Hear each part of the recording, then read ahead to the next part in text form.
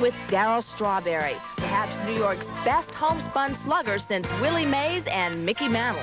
And Town is coming right back.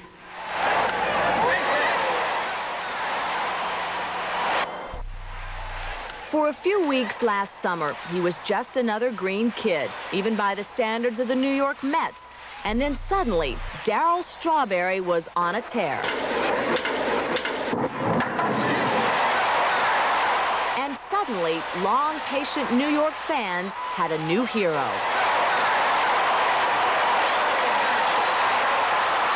There were nearly as many sports writers' cliches as there were line drives into the hole in left center field. The Strawberry Kid, they called him, the Black Ted Williams, the franchise. Number 18, Darryl Strawberry.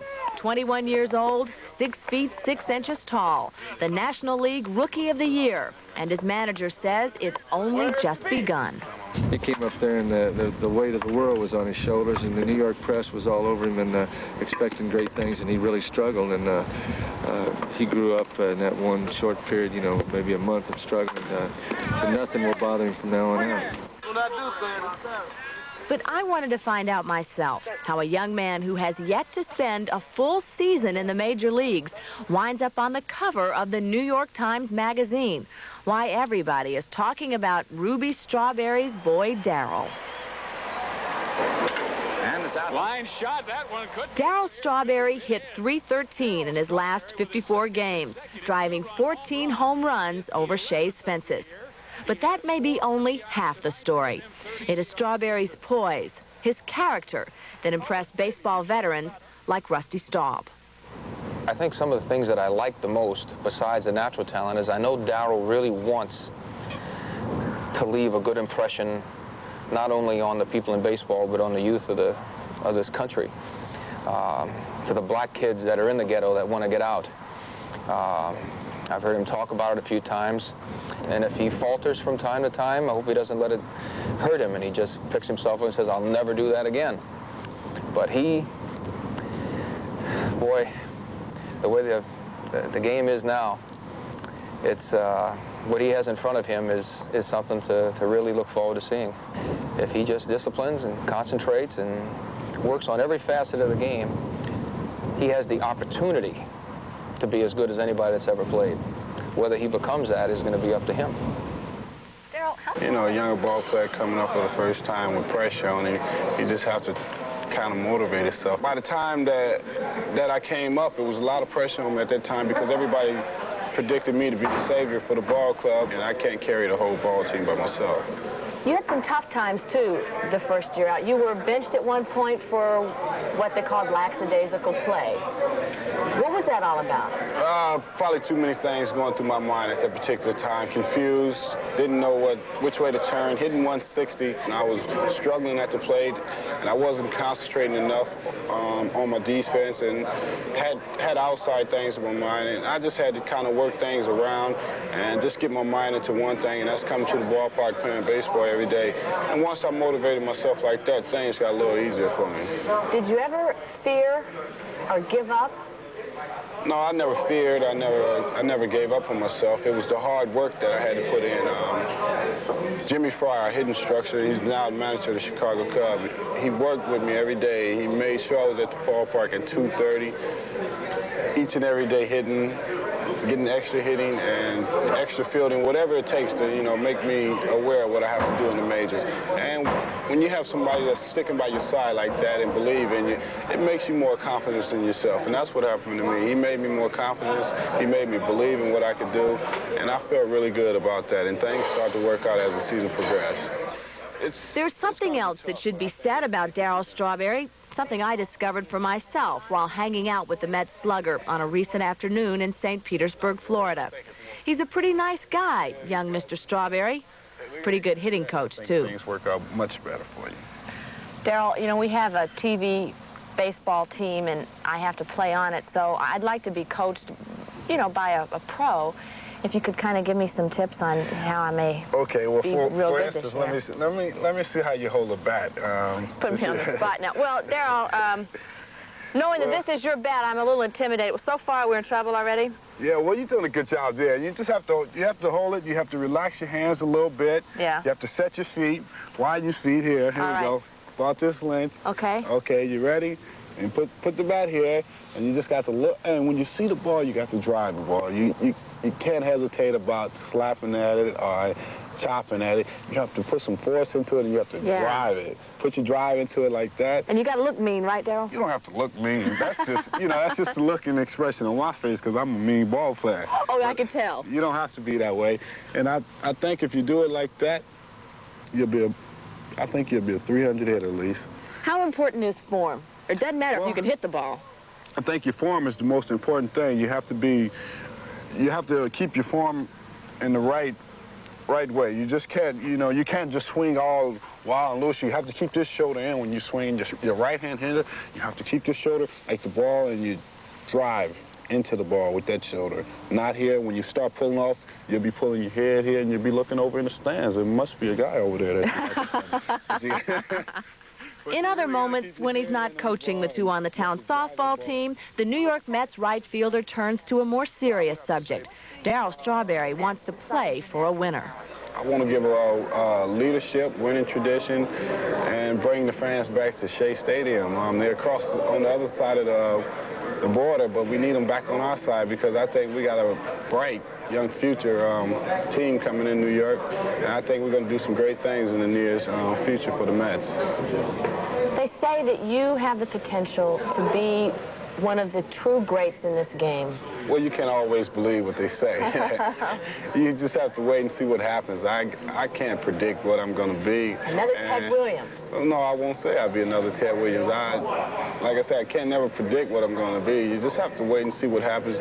I just have to go out there and you get the best out of my potentials each and every year. And I tell you, if you interview me 10 years later, then I can tell you how great I am. All right, we'll make an appointment for that. How about it? You got a deal. It's 4-3 on a 2-out RBI single by Lee Lacy against Dick Tidrow, bottom of the ninth. 3 hits for Ron Gartenhire, 3 scoreless innings pitched by Ron Darling. Darryl Strawberry, RBI on a sacrifice fly, and Darryl has been the guy this spring. His every step monitored by the media, including our very own Sal Marciano. Last spring, there was ballyhoo and doubt about Darryl Strawberry, a shy rookie. But his 26 home runs and .297 batting average over the final 3 months won him the National League's Rookie of the Year award. This spring, the 21-year-old outfielder wants to be the Mets' leader. The biggest key is to try to play a leadership role for the ball club and bring some inspiration to this ball club so we can start winning ball games. The most disappointing thing I think was the ball team didn't have any pride in winning. He has great ambitions for himself. I know he wants to be a team leader. I know he wants to be an example to the youth. And I just wish him the best with it. That's a big order. It means a lot of discipline, a lot of hard work, and not giving in. How can Strawberry improve? Batting coach Bill Robinson says Darryl can hit more home runs by mistake than on purpose. The thing I want to stress to Darryl is all of a sudden you hit 26 home runs. Now, don't worry about hitting 40 home runs next year. You can still hit that same 26, but give us 110, 115 RBIs. Get that average up another 20 or 30 points. I don't let success change me. I just want to go out and enjoy what I do and have fun at it, and really don't want to get caught up into the aspect of being a star, because it's tough when you have to play that role of being a star and everybody looks at you that way. Darryl Strawberry's strong rookie season ended all the hype. Those 26 home runs had a way of eliminating all the doubt. In St. Petersburg, Sal Marciano, News 4 New York. The ball club scares. We got to show them that we're capable of winning ball games, and close ball games, and the younger players just have to motivate themselves a little bit more, and I think that's going to be the biggest key to our success this year. With me coming in my first full season, taking over a role like that, everybody thinks it's a lot of pressure on me, but the Mets have a lot of hopes on me, and I'm very thankful for that they do have hopes and expectations out of me, and I can go out and contribute as much as possible to the ball club. And I also feel that when the ball club is not going well, we just can't lay back and say, well, we lost another ball game. That's when I have to step in and have to call team meetings, start speaking up and telling them we just got to think positive. We got to be more aggressive because I just can't see our ball club going through another losing season like last year. Here apparently their stable of young pitching arms. One of the youngest and strongest arms belongs to 19-year-old Dwight Gooden. Spencer Christian at spring training reports on the fireballing phenom. You've probably heard a lot about the Mets' young pitching staff, but the one guy who's drawing rave reviews is Dwight Gooden. Last year with the Mets Lynchburg Farm Club, he won 19 games while losing only 4. But listen to this. While pitching only 191 innings, he struck out 300 batters. This kid can throw. He's a special kind of person, and, you know, he's 19 years old. I think that, you know, it's just a matter of time before he just becomes, you know, an outstanding pitcher in the major leagues. He's the type of guy that can carry a major league ball club. Dwight, you've become something like a folk hero back in New York already. There are rave reviews on you. Everybody's talking about how hard you throw and what a bright prospect you are. And you haven't even played in New York yet. Does this put any pressure on you? Does it make you nervous or anything like that? No, no pressure at all. Just make you go out the next day and just work that much harder and be ready when you're called on. You have a lot of confidence in your ability to pitch in the major leagues? Yes, that's my goal right there, to get to the big league as quick as possible. Do you think that'll happen this year, or do you think you may need a little bit more seasoning down in AAA? Well, I think they'll be patient, see me in AAA for a month or two and see what happens there, and then just take it from there. But Dwight Gooden is not letting all the rave reviews go to his head. He knows he has a few things to learn before he's ready to pitch in the major leagues. I don't know whether he's, you know, ready yet or not. I think he's got to prove that probably in spring training, but certainly a lot of eyes have been on him, and he's looked very good so far, too. The whole staff has looked you know, real good up to this particular point. I think Dwight just needs to stay within himself and not try to do too much too fast. But I think, you know, I would tell him that, but I believe he's the kind of kid, and he's showing right now that he is doing that. You know, I just think if we keep him healthy, you know, it'll be endless. Coming in here at 19 years of age and playing on the same team with guys like George Foster and Keith Hernandez and Rusty Staub, does that make you feel, you know, in awe of these guys, or you just you know that you have the ability to get out there and compete on the same level? Well, I feel as though, like my last outing Friday, showed me that maybe I can be here, you know, sooner than I think I can, but just being around gives you a great experience and just see what big leagues like. The last time a young Mets pitcher attracted this kind of attention was when Nolan Ryan first came up. You know that story. They traded him away, and he became one of the top pitchers in the major leagues. But it doesn't look like Dwight Gooden is going anywhere except up in the Mets organization. With the Mets in spring training, Spencer Christian, Channel 7 Eyewitness Sports. Back to you, Jerry. Okay, just us in 1984, there'll be some changes made from the song of the same name, and by God, we hope so. Spencer Christian is in spring training to tell us about some of the changes. Tell us about it, Spencer. Jerry, the Mets believe one of the keys to increased offensive production this year is actually two keys: Hubie Brooks and Mookie Wilson, commonly known as the Hubie and Mookie Show. Mookie didn't work out as a leadoff batter because he didn't get on base enough. He's been dropped to number 6 in the batting order.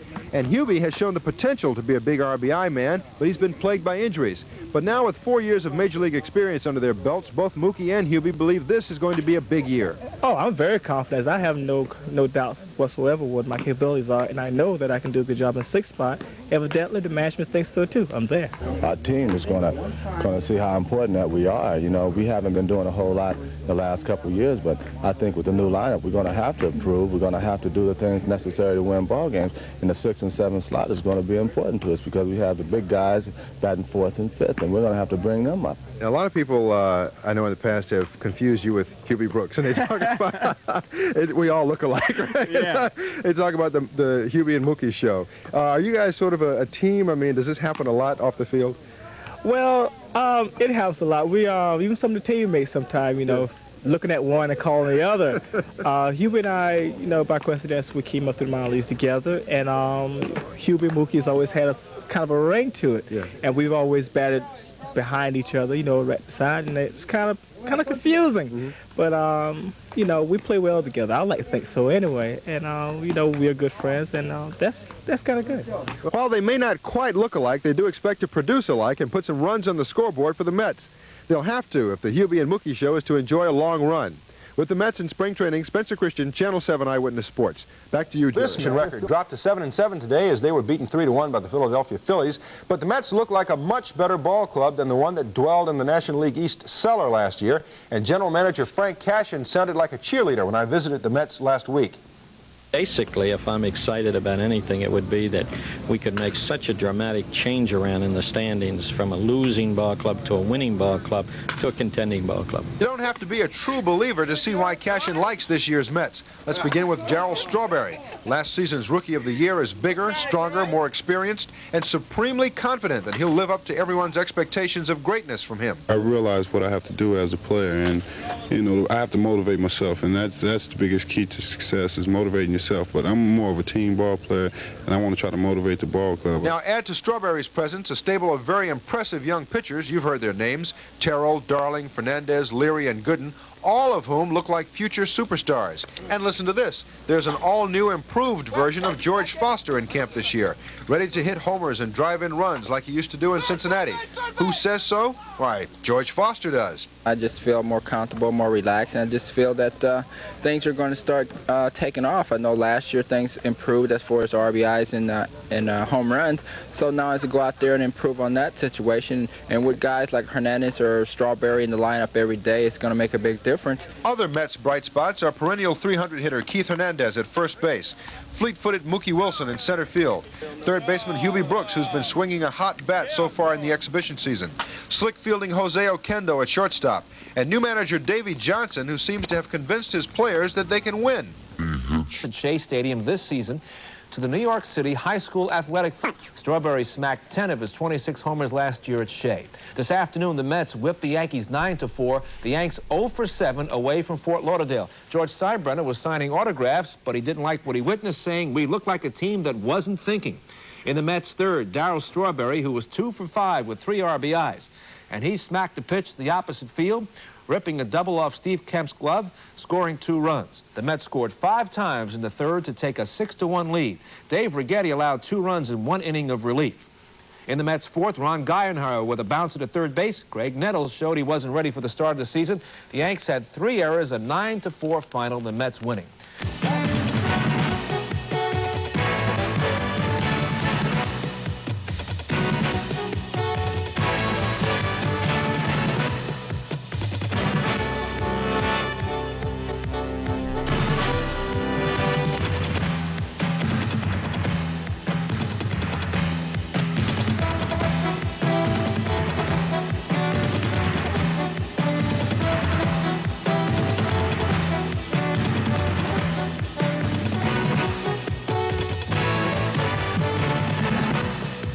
Are better to open, and the Mets open with better now and perhaps soon the best, Darryl Strawberry. If you go in there and you strive hard and you dedicate yourself to what you have to do and believe in yourself and what you can do, I think that'll bring a better attitude to the ball club. Strawberry-type talent is rare, but Dave Johnson's looking to see what's there. Anytime you got competition on the ball field within your own club, that's great. You know, we've got a little competition behind the plate. We've got added second and short, and you know, hopefully we can get in a few other areas and we can have talent backed up in AAA, and we'll be strong for years and years to come. Never know if rookie pitchers such as Walt Terrell and Ron Darling live up to their billing. Could be. I'm confident that I can pitch here in the big leagues, and if we play well as a team, I'm going to win 15 and 16 games. Swell day for the Mets this afternoon at Riverfront in Cincinnati. Reds over the Mets by the score of 8-1. Dave Parker in his first at-bat as a Red, delivering this 2-run single. The Reds score 3 in the first off Mets starter Mike Torres, who did not have it. The one bright spot here, he is Darryl Strawberry whacking his first home run of the season, connecting off Mario Soto. 2 hits for Strawberry. Mets trail 3-1 in the second. Bottom of the second, the Reds with 4 runs, 3 on this by Eddie Milner, just clearing the fence in right field. That was it for Torres, but things got worse. Off the pop by Nick Ossowski, 3 Mets on it. Ortiz, Hernandez, and Brooks. The ball falls for a 40-foot double. Parker scores 7-1 Cincinnati. Here's the defensive play of the game. Milner smacking it to right, gunning for a second home run, but he is robbed by Strawberry, pulling it back. Beautiful play by Darryl. Mario Soto has never lost to the Mets, now 6-0 lifetime, 8 strikeouts for Soto, and that Met streak of 9 straight opening day victories has come to a conclusion. Nothing else. Darryl Strawberry picks up where he left off last season, takes this Mario Soto pitch high, deep, Goodbye home run for Darryl. It makes it 3-1 Reds. Another in the 6th inning, but Darryl Strawberry, the bandit, going to go back, rob him off the wall, got it. But that's about it. Mario Soto gets the win, 8-1 Cincinnati over the Mets. Now the Yankees.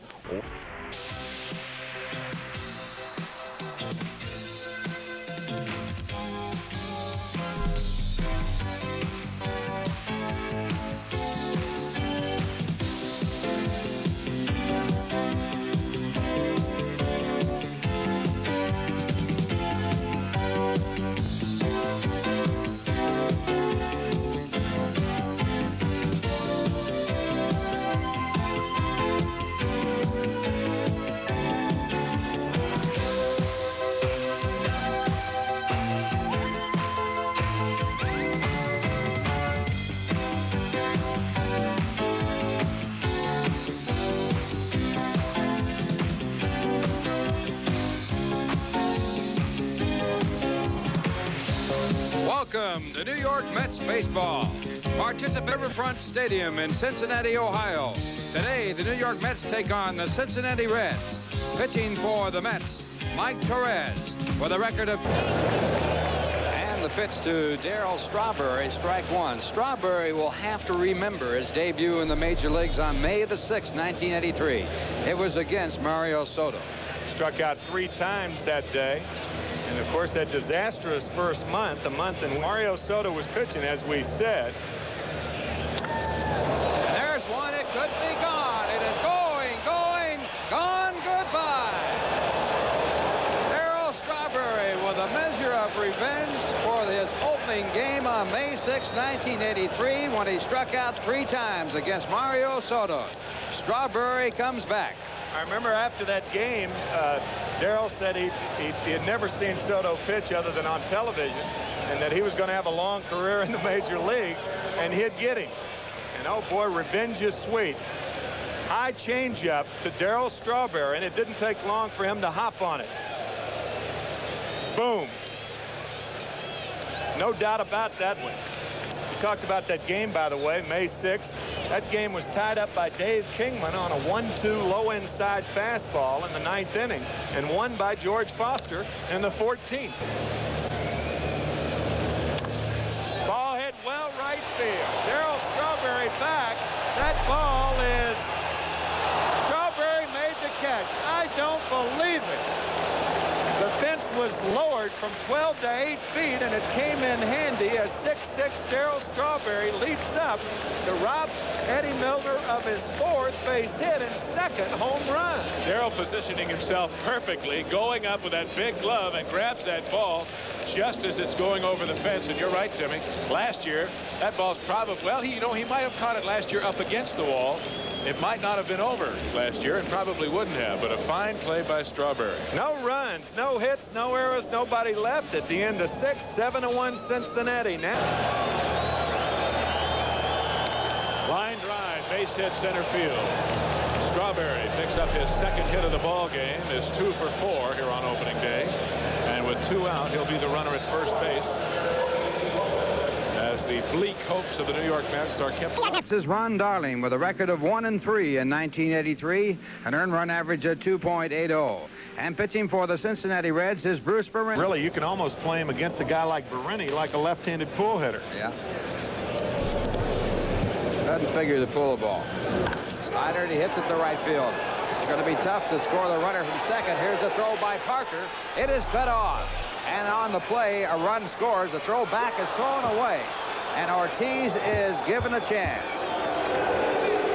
Well, it looked like they had a chance to throw out Hubie Brooks at the plate. But the ball was cut off. And then the Reds messed it up by not even picking up the final out of the inning. Well, I'll tell you who should be given credit right here, and that's Junior Ortiz. By him going right in front of the tarp was on the infield, but Hubie's out easily at home. The throw was on line. Dreesen cut it off. And they leave 1, and the score at the end of 1-1. Fred Hutchison. Number 1. Retired in 76. 2-1 to Ron Oster. Ground ball. What a play by Hernandez. The 5-time Golden Glover Keith Hernandez takes a base hit away from Ron Oster on a spectacular play. No runs, no hits, no errors, and one left in the second. And at the end, as Ralph said, Ralph.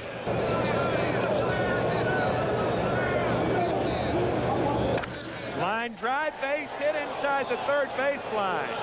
Backman scores. Gardenhire to third. Hernandez to second. The Mets lead 2-0. Keith Hernandez with his first base hit and first RBI of the year on the heels of that spectacular play to end the second. So Keith Hernandez gets on track, picks up the RBI, putting the Mets in front by a score of 2-0 and leaving two runners in scoring position as he slices that fastball between the third baseman and third base.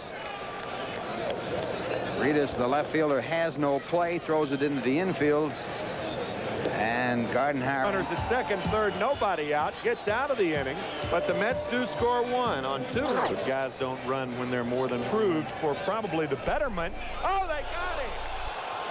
Well, whatever Hernandez told him, it was the right thing. A great move by Ron Darling. Told him to pick him off. And he did.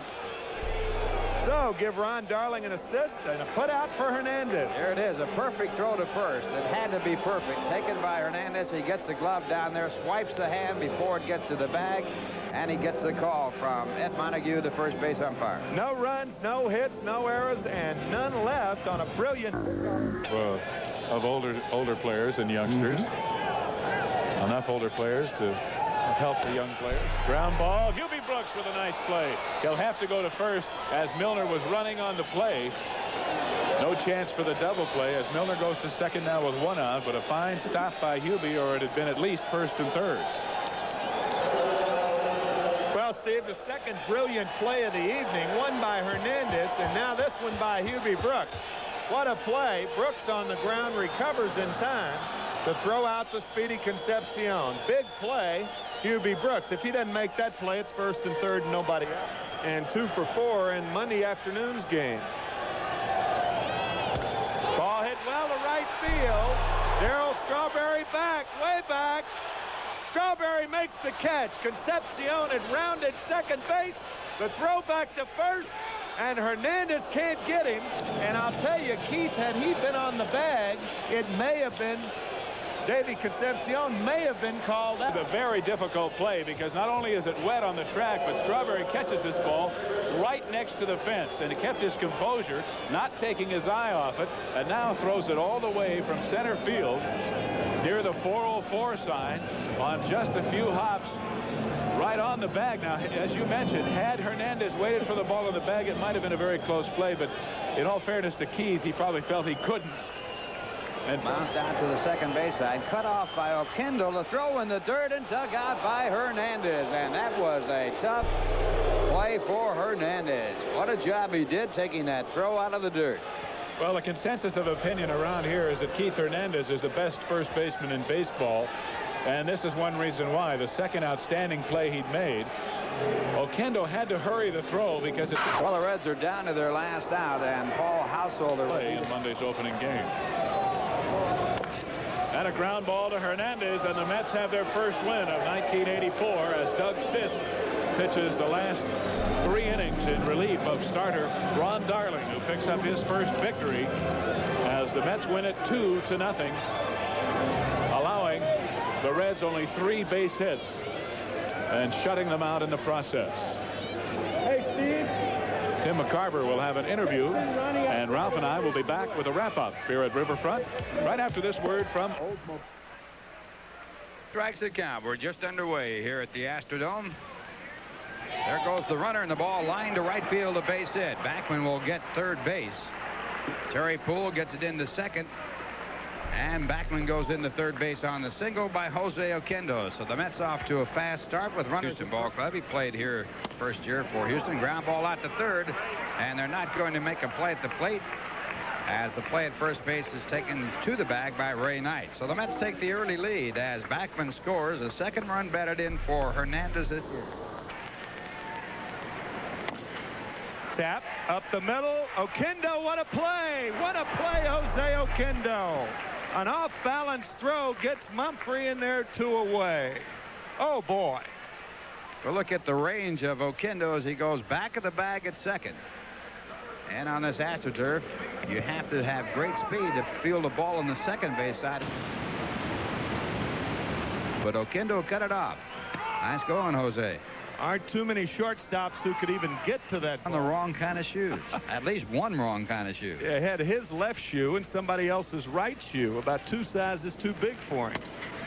Fastball, Oquendo, a beautiful play, and he does it again. 2 straight incredible plays by Jose Oquendo. Ole Jose, as they say, and this is why. Another outstanding play by Oquendo, and Houston is turned down 1-2-3. The human vacuum had 3 assists in the second inning. 6 straight outs recorded by Terrell, and it's 1-0 Mets after 2. Now a word from Michelob Light. Hit and run situation right now, 2-1 count. And there goes Backman. Line drive, another base hit to right field. Backman goes into third base, and a throw behind the runner at first, Oquendo. But Wally Backman and Jose Oquendo, the tandem successful in the first inning, do it again. One of the best plays in the game of baseball, the hit and run play, and twice. Mike Scott and the batter George Foster. Denny Walling, the third baseman, threw out Oquendo back in the first inning. Ball hit well to left. Way back is Cruz. Way back. Out of here. Home run, George Foster. And the Mets lead 4-0. Well, it took him a long time to get that first hit. George Foster with a 3-run home run, his first of the season. Little high five. Second hit, I beg your pardon. All right, George. Mets lead 4-0. Oh, Foster comes through with a big 2-out home run, a 3-run home run to put the Mets up. And he gets a high fastball. And when you come up on Foster with that pitch where it was out over the plate, it's usually in trouble. And this one out of the ballpark, and the Mets now lead by a score of 4-0 as Foster picks up his first home run of the year. Jose Cruz going back, but he has no chance at all, as that ball is above the orange line against the screen and then back in the field. Yeah, technically it does not have to be hit out of this ballpark, and Ralph, that was not always the case here in the Astrodome. Used to is instated in the lineup, huh? Was a good 3-0 pitch, line to left center, and Cruz can't come up with it. Strawberry caught in between. Bobby Valentine sending him the throw home, safe. Darryl Strawberry thought that Cruz caught that ball. Danny Heap tagging a 3-0 pitch for a double and his first RBI of the season. The Mets lead it 5-0.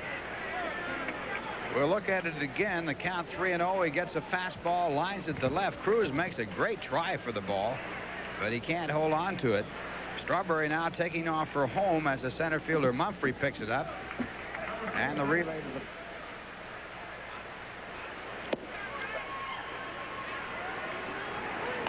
slider, line drive, base hit right field. Fair ball. Heap's going to score, and the Mets now lead it 7-0.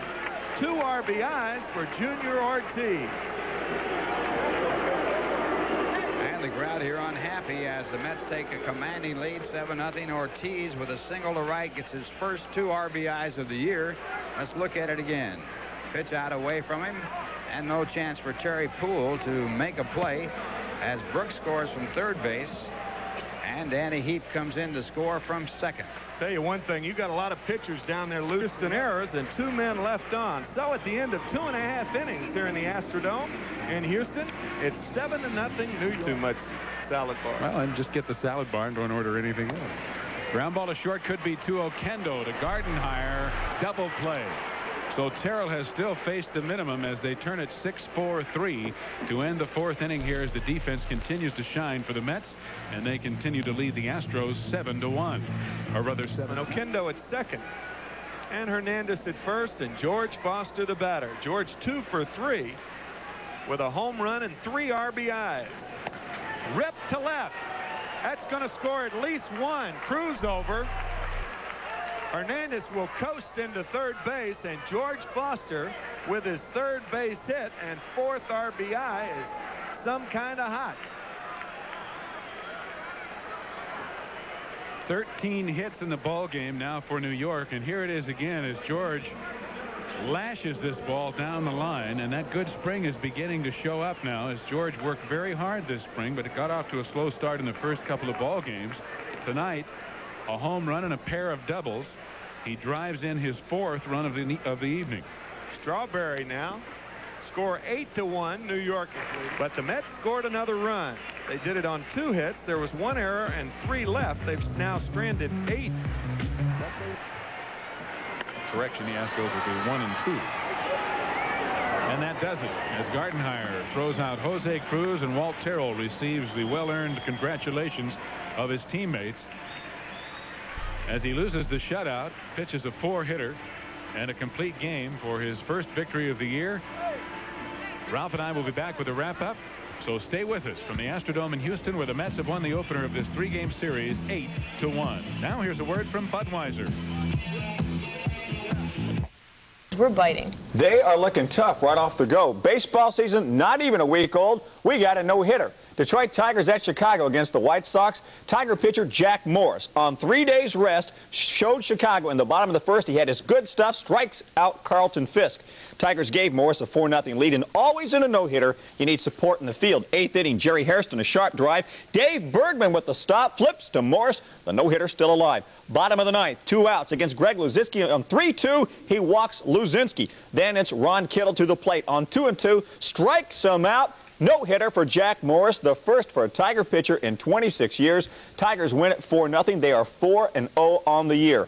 At Arlington Stadium in Texas, windy and rainy. Defensive play of the day. Off Roy Smalley, George Wright with a sensational catch. As Walt Terrell retired the first 10 in a row with defensive help from Jose Oquendo in the 2nd inning. First on this ball by Jerry Mumphrey, and then on a hard smash by Ray Knight. As Jose dove for it, got up and made the play. Tonight, the Mets go for 3 in a row with 19-year-old Dwight Gooden on the mound, making his major league debut. To interview nice people. I am standing with Mr. and Mrs. Dan Gooden, Ella and Dan Gooden. Any time in Dwight's young career that you thought he would make the major leagues this soon? No, I never did, not this soon. I was hoping he would make it, but I didn't make it this quick. And if he wins tonight, he'll be your son. If he loses, he'll be Ella's, right? Oh, right. Mine no matter what. He's a win, lose, or draw. Man. Well, the mound. It is Dwight Gooden, the spring training record 0-0 with a 3 ERA. Last year, Lynchburg, he won 19 and lost 4, struck out 300 batters, and he did pitch in the playoffs at Tidewater. He won 2 and lost 1. This Tidewater won the overall playoffs. Dwight Gooden's first major league lineup. And the first pitch in his major league career by Dwight Gooden, a ball. Good hitter against the Mets. And the fastball for a strike. 33. And again, the fastball and strike 2. Here for the Tidewater Ball Club. Fastball again grounded to the second base side. Gardenhire has it, and 2 men away. And the first curveball. It's called the Mets' expense tonight. Nice gesture. And a good fastball in a good location. It's strike 2. Get that nervous too often. Fastball struck him out. So Dwight Gooden gets his first major league strikeout. He had 300 of them last year at Lynchburg. It's a 1-2-3 inning, and the score at the end of 1.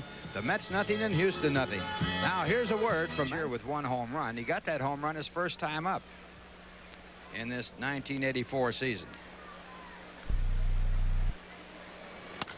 This one hit deep to center field, but high going back to center fielder Mumphrey. It might be gone. It is gone. Goodbye.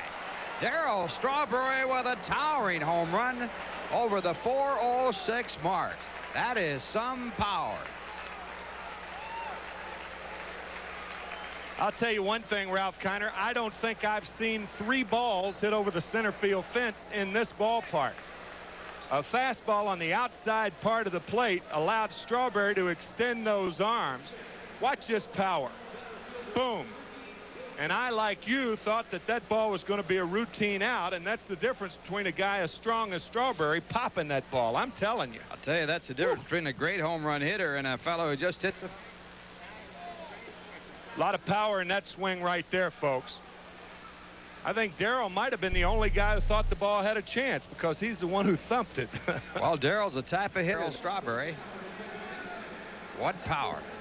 All this week. Strong throw just in time to get Cruz. You caught our opening. You saw two great plays by Oquendo in last night's ball game.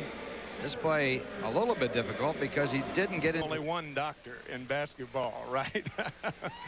Yes, sir. Julius Erving, of course. Curveball gets Mumphrey. 2-2 curveball. And the second strikeout for Dwight Gooden. 5 in a row retired now by Dwight. Oh, this one drops right off the table. And this curveball as good as you'll see in the major leagues. Bob Feller, known for a fastball. Jack Morris, the man that did it for Detroit against the White Sox. Swing and a miss. He gets Ray Knight. Third strikeout for Dwight Gooden as he has retired 6 straight Astros. And the Mets lead 1-0 after 2. And the fastball this time in a good spot, and it's right on by Ray Knight. He was behind it. A speedy fastball. Now a word from a speedy Dotson. I said Walling wasn't either, right? Lasby's a lesser chance to steal. Swing and a miss. He got him. 4th strikeout for Dwight Gooden.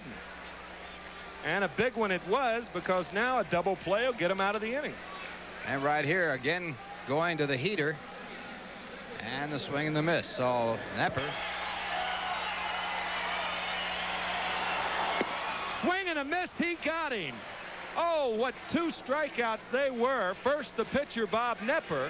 And now Doran, the second baseman. And he gets him with a fastball. A high fastball in a perfect spot. And Doran just tied up on the ball. He just did not have a chance. That is the high. Swing and a miss. 1-2 to Poole. 1-2 to Terry Poole. Pops him up. He should be out of it. Jose Oquendo squeezes it, and what a job by Gooden. With runners on first and third, nobody out. Gooden came back. He struck out. Poole on a pop. And the Mets lead 1-0 after 3. Now here's a word from Bud Light. Relatively deep. Another throw to first. This time can't fight it off looking outside. And he hits it the other way deep to right field. Poole is going back on the track. He won't get it. It's off the wall. Hernandez held up at second for a moment. Goes to third, and Foster's in with a double. He had a pair of doubles last night. His 3rd double in 2 ball games. And the Mets have runners at second and third with 1 out. Earl Strawberry was up a fastball away, and he gets under it. What appeared to be a routine out, not a routine out, but a deep out can happen as you end up with runners at first and third and 2 outs. And 2 out with runners at second and third. And a hard shot, base hit inside the line, fair ball. 2 runs will score. Mookie heading for second as Hernandez comes home. Foster scores, and Wilson has a stand-up double. And the Mets lead it 3-0.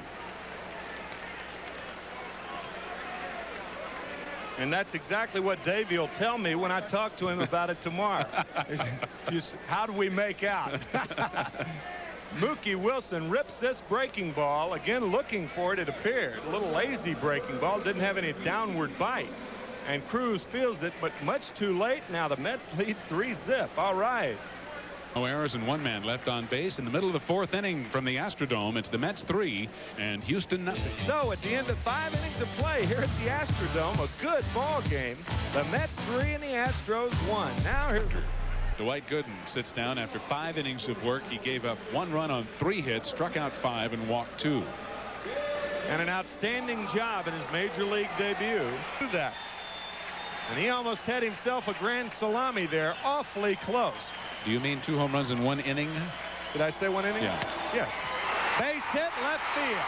Foster in. Cruz is going to try to score the throw. And he got him. Oh, boy. Jose Cruz not sliding. And the on-deck hitter, Denny Walling, said nothing to him. So it's a combination of errors and a nice play by Fitzgerald. And a good throw from Foster as well. Base hit by Ray Knight, plates 1 to make it 3-2. As Thon scores from third. Foster's throw is a strong one. And Fitzgerald, as Hubie Brooks lets it go, Fitzgerald plays it on the bounce. comes back and makes the tag right before Cruz steps on the plate. And as you said, the on-deck hitter, Denny Walling, said nothing to him about getting down. Neither did Dickie Thon, who had scored the run. So a big break for the Mets on a nice slick catch. So a big break for the Mets with Foster throwing out Cruz, but the Astros do score one. 2 hits. There were 3 walks in the inning. No outs, no errors, and 3 men left on. At the end of 6 in a great ball game, it's 3-2 New York. Now, that's the big advantage in being ahead in the count. Breaking ball, and it's lined to left field, but Foster has a beat on it, and the Mets win 3 in a row. A 3-2 heart-pounding victory as Dwight Gooden picks up his first major league victory, the 19-year-old who's making the jump from Class A to the big leagues. Jesse Orozco picks up his first save of 1984, and Tim McCarver will have a word with Dwight Gooden, and Ralph and I will have a wrap-up from the Astrodome in Houston. The final score, once again, the Mets 3 and the Astros 2.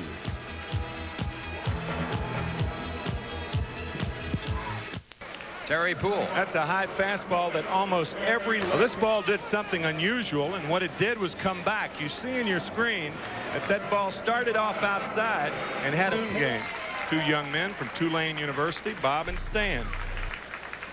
There you go. Strawberry 2 for 9 in this series, 16 times up. And Necro's pitch line to right field. So Strawberry singles to right. And the Mets have their first base hit.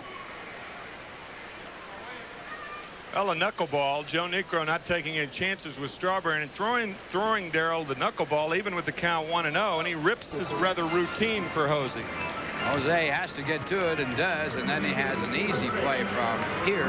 This ball got away from Torres trying to pitch Thon inside, and it looked like it hit him in the face.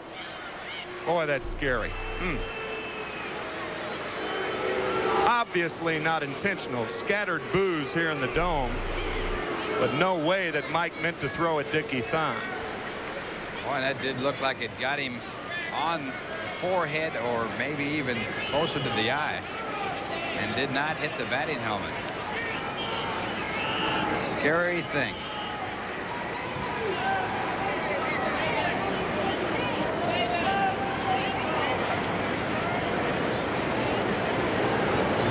You can see the slight swelling and the discoloration under the eye, the left eye of Dickie Thon. He is conscious. Boy, he's hurting though. Oh boy, a frightening sight here at the Astrodome. The first pitch from Mike Turner again. And it's a fastball that's riding in on the batter, and it did get him down around the cheek, it looks like, underneath that helmet. And Dickie Thon, a fine ball player, is down and hurting. Could have been a deflection off his shoulder. I hope it was not a flush shot. Even a deflection, if it hits flush, could be a very, very serious injury, but not as serious. Players who have been in the game for any length of the time. It's optional. That protective helmet.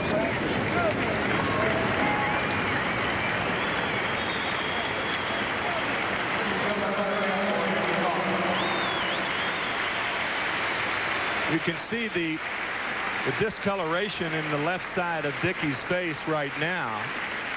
Oh, that does not look good. The eye is already black there. That does not look good.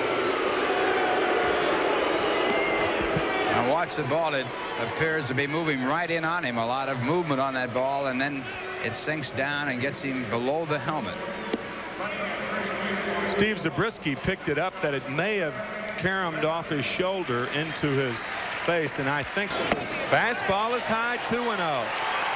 Experienced hitter in Mumphrey, and he fouls it back. Ground ball right side, and a big out for Torres as he gets out of it. Hernandez takes it himself. Fastball or slider, and he goes right. 2 straight ball. He's not, and he takes a strike. One out at the plate. And a hard shot right back through the originator, as Pete Rose is known to say. And Darrell's 2 for 2. Brooks. From an athletic standpoint, that's a very difficult play to make. Now he throws back to Keith, and it takes Keith by surprise. Had he been on the bag, take a little time to get it out of the glove, but fired a shot, and I mean a close play. bang bang play at second base. Here you'll see Junior come out, pitch up, and he fires a bullet to Wally Backman for his glove in the dugout, I guess. Haven't needed it yet. Fitzgerald, Hodges, and Ortiz training. He won 2. He lost 2. He had a 5.54 fastball in his first major league start. Looking down toward the bullpen, and that's where he was looking last night. He went 573. Fastball ripped to right. Strawberry should get it, and he does. The long strides of Strawberry come in handy there. Garner hit it well, but Darryl Strawberry hauled it in. No run. There have been numerous other outs in the air, and I think that's indicative of the knuckleball.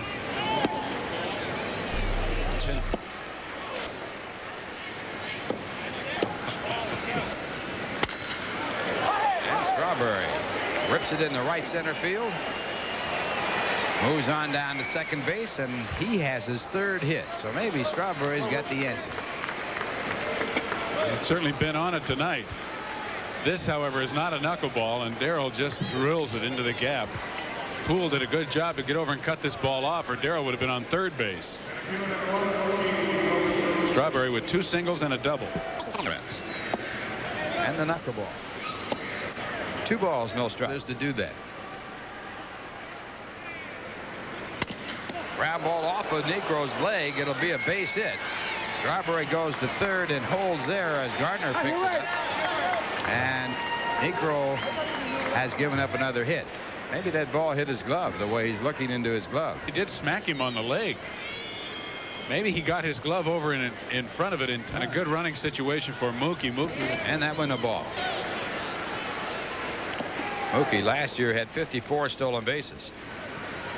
Missed. So throw to first base. Fly ball down the right field line that's foul. And a line drive to left, a base hit. This will score a run. Strawberry comes in from 3rd. Mookie goes to 3rd. As the throw goes into second base. So Hubie Brooks comes up with a big base hit, and the Mets lead 1-0. Runners now at 3rd and 1st. And for Hubie Brooks, his first run batted in of the year. Good piece of hitting by Hubie and good base running by the Mets as well. Hubie, who stepped out, if you'll remember, right before that pitch, collected himself a little bit and hits that 1-2 count on a line to left field. Strawberry went back just in case Cruz made a diving catch. He didn't want to be across the plate and have to run back. 2-strike pitch. 2-strike pitch. Good curveball, and what a curveball. Leary breaking off a big curveball and striking out Alan Ashby. Well, when he came into pitch, you heard Tim McCarver make the statement he has extremely good stuff. Well, you just saw some of that extremely good. Struck him out. Another good breaking ball. So Dorn struck out, and again, here's that big hook. They call this curveball. The runner goes, and the pitch is. And the runner goes, and the pitch is. And the fastball hit the center field. Mookie has to come up on it. Can he get there? He does, and what a play. Mookie Wilson from that deep position has to make a tumbling rolling catch, and he pulls it off. Well, Mookie was playing probably too deep for the situation and the hitter and the ballpark, and he had to come a long way to make a fine catch, and he made it tough on himself by playing that deep. But thankfully for the Mets, he makes the play and holds on as he tumbles to the turf to end the inning. Almost kicked that ball out of his glove. What a play by Mookie Wilson. No runs, 1 hit, 1 left. And the score at the end of 7. The Mets 1 and Houston nothing. And now a word from Oldsmobile. All right, Tim. So Leary picks up a base hit as he leads off here in the 8th inning. That's the Mets' 8th base hit in this ball game, and it brings up Wally Backman, who has a base hit and 2 times up. Tim very happy. Tim McCarver, the hit. 2-1 pitch. Backman and ball 4, and that moves Leary down to scoring position. It's the potential sacrifice. They use the rotation play as well as the normal defense. They put the rotation play on. It's right over the head. Bunts it perfectly. Play will have to go to first base. Garner gets it over there to the second baseman, Doran. And on the perfectly executed sacrifice, Tim Leary moves to third and Backman on down to second. Worked intentionally to get at the right-hand batter, George Foster. So Hernandez walked. McCarver has just informed me that we have a further report on Dickie Thon's condition. He is in the hospital and has been x-rayed. The x-rays have shown nothing serious. Houston playing back for the double play, and the first pitch is popped up in foul territory. Garner over. Does he have a play? He does not.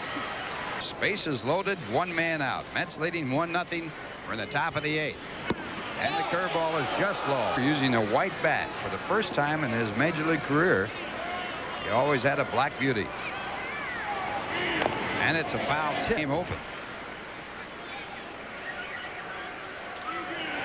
Look out. Curveball though. Fastball hit through the middle, and 2 runs will score. Leary comes in from third, Backman from second. The Mets take the lead by a score of 3-0 as the center fielder Mumphrey gets the ball back into the infield. So George Foster driving in 2 big runs, moving Hernandez down to second, and it brings up Darryl Strawberry. Foster now with 6 RBIs in the young season as he hits this ball right back through the middle to drive in both Leary and Backman. And this is something the Mets need from George, of course, with the big RBIs in these kinds of situations. Foster comes through with a big 2-run single, 3-0 New York. Vern Rule out of the box, and Foster. The first time the Mets are at home on Sunday when the Mets 18th and 19th. Another fastball, and the sinking fastball gets him again. Runners at first and second with 2 out. The go-ahead run now at the plate for Houston, and Ashby takes the ball.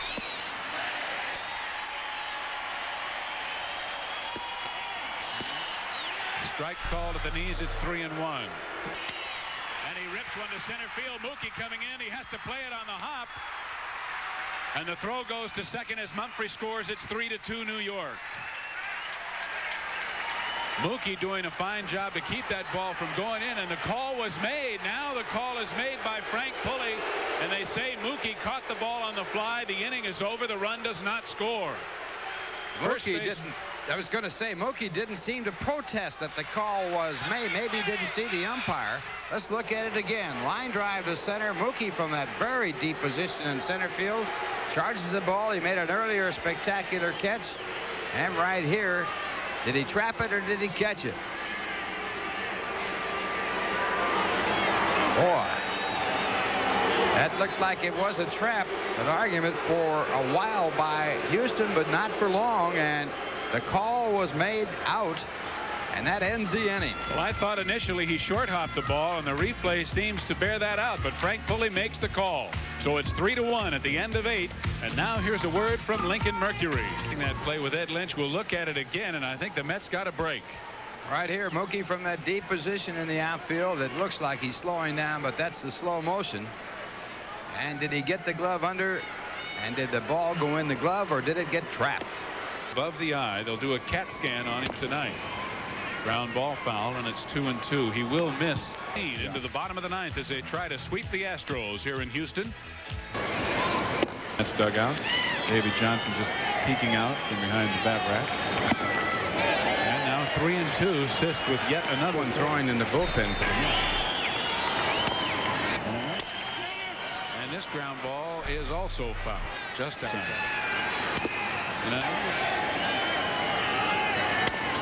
And a ground ball to second. Backman gets a nice room service hop, and there's one away. A good strong throw from Jose gets Bill Doran, who runs well, and there are 2 away. Almost had another hit, but Mookie Wilson made a time up when he had to come in and dive. Right back up the middle, knocked down by Sisk. Backman will have to hurry in time, and the Mets have won 4 in a row. Doug Sisk picks up his 2nd save, and Mike Torres, who started the game, gets no decision. Tim Leary will be the winning pitcher, as Leary pitched an inning and a third, did not allow a run, and allowed only 1 hit, striking out 2. So again, the Mets get good pitching, timely hitting, as they win this ball game 3-1 and sweep this series and are off to their best start since 1978 with a 4-1 record. Ralph and I will be back with a wrap-up. Tim McCarver will have an interview for you, so stay with us. We'll be back to the Astrodome in Houston. Once again, the final score, the Mets 3 and the Astros 1. Won this year. In the history of the club, beat the Braves tonight 4-2. Let's go to the videotape. It's the top of the second. Darryl Strawberry up, and boom, that's it. 9 rows up into the right field seats to make it 1-0. Then, top of the fifth, Hubie Brooks comes up, and boom, Hubie 6 rows up into the left field seats, 2-0. Then, bottom of the sixth, 2-1, and former Met Claudell Washington, boom, dead center field, ties the game 2-2. But 2 in the 8th, Hernandez drove in the winning run. Orozco with the save, and the Mets win it 3-2. In Atlanta tonight, the Mets won their 5th straight game, a 4-2 decision over the Braves. The Mets did it with 2 long balls and a tapper. Here's long ball number 1. Darryl Strawberry up in the second inning. No score, but there will be now. Darryl creams one. Get out of here, ball deep to right field. It's gone. Darryl's 3rd home run of the season. Mets lead 1-0. Now, long ball number 2. Hubie Brooks up in the 5th inning. He says, I'll take one too. Home run into the left field seats. Not as deep as Darryl's, but it counts just the same. It's 2-0 Mets. Now the tapper. Score tied at 2. 8th inning, Keith Hernandez taps one through the hole at shortstop. Ron Gardenhire comes in to score. Mets take the lead, and they hold on to win it. And this afternoon at Yankee Stadium. This one ripped to right field. It is long gone. Goodbye. Holy mackerel, in the upper deck.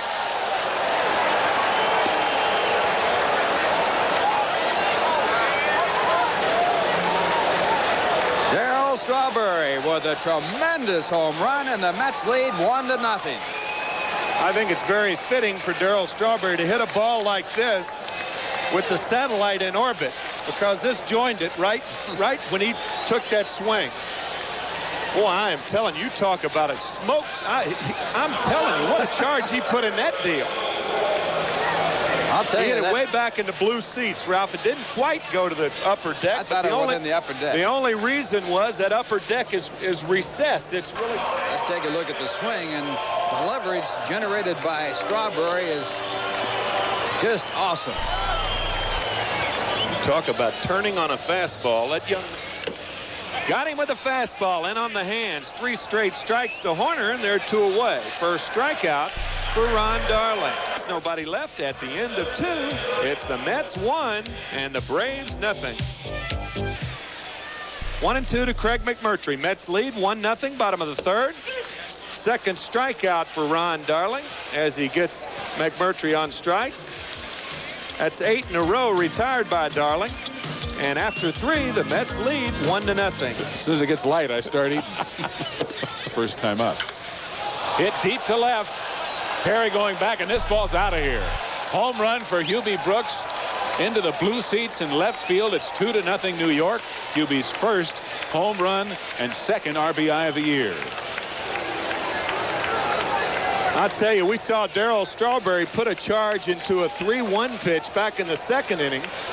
And Hubie Brooks puts a charge into this ball on a 1-1 count. The strange thing about both of these balls that were really hit like it's warm here in Atlanta. The ball does not carry nearly as well here during cold weather or anywhere for that matter. I mean, Hubie just equally puts a charge into it. Now the Mets lead 2-0. That was almost as far as Strawberry's ball. It wasn't near as high as the one Darryl hit, but Hubie got all of that. Only the second hit off McMurtry, and they've both been home runs. 2-0 New York.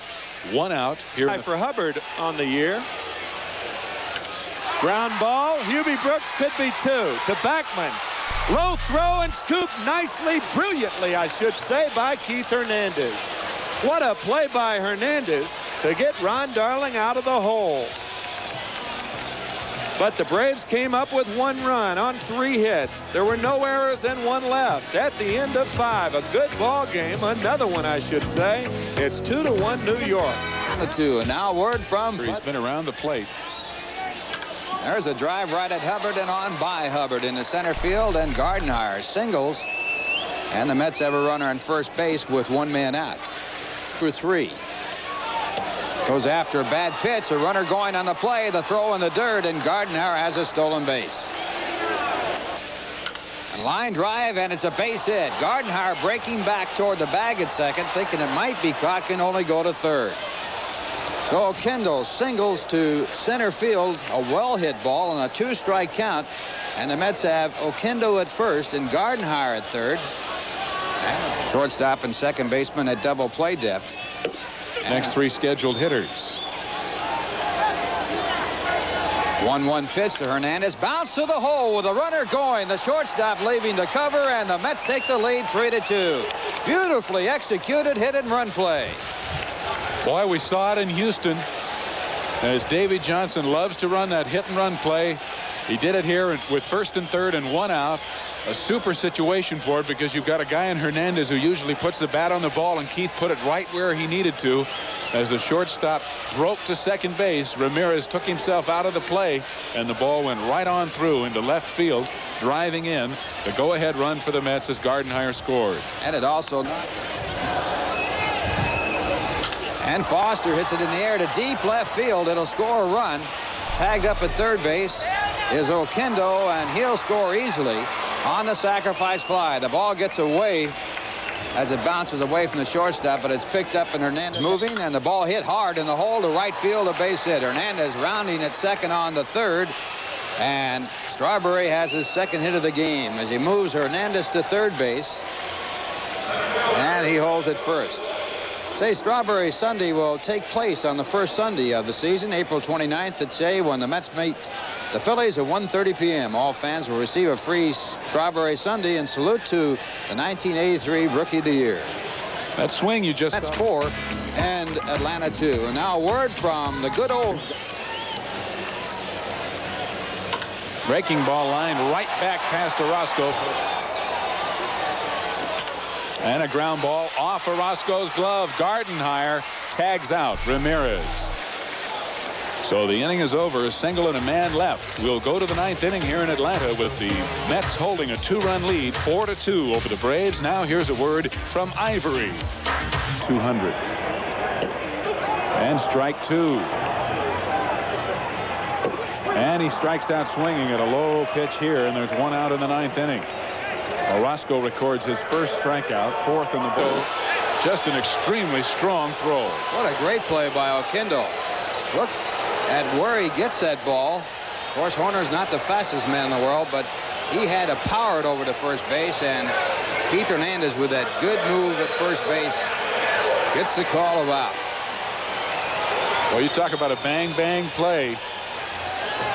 Jose alertly getting that ball off Hubie Brooks' glove. Score at 5-6-3, 2 out.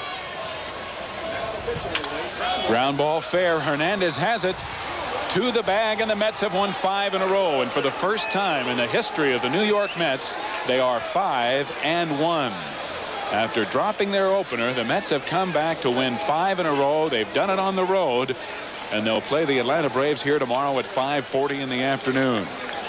Jesse Orozco picks up the save in relief as the Mets get timely hitting once again, scoring 2 runs in the 8th inning to break a 2-2 tie and win it. We'll be back with a wrap-up and an interview, so stay with us here on Channel 9 right after this word from the good old Skies. Against Daly, and the pitch to him. Bounced up the middle, base hit, and 1 run in. Murphy charges. Throw toward the plate. Hernandez is going to be safe. The throw is cut off by Chandler. Mookie Wilson hit one with eyes. A bouncing ball right up the middle for 2.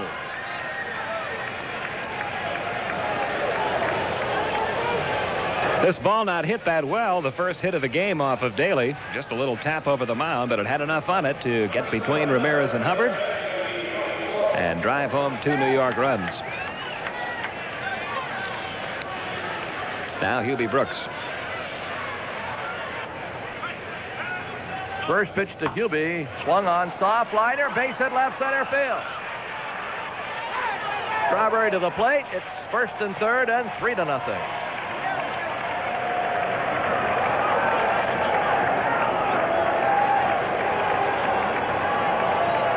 Strawberry, who stole 19 bases, can move. He scored easily from second. It appeared Ramirez got a little bit of a late jump on this one. I don't know whether he could have caught it had he got a better jump or not. Maybe not. That ball was pretty sharply hit. Strawberry Strawberry cruising home with the third New York run of the inning. And now John Gibbons will make his major league debut at the plate.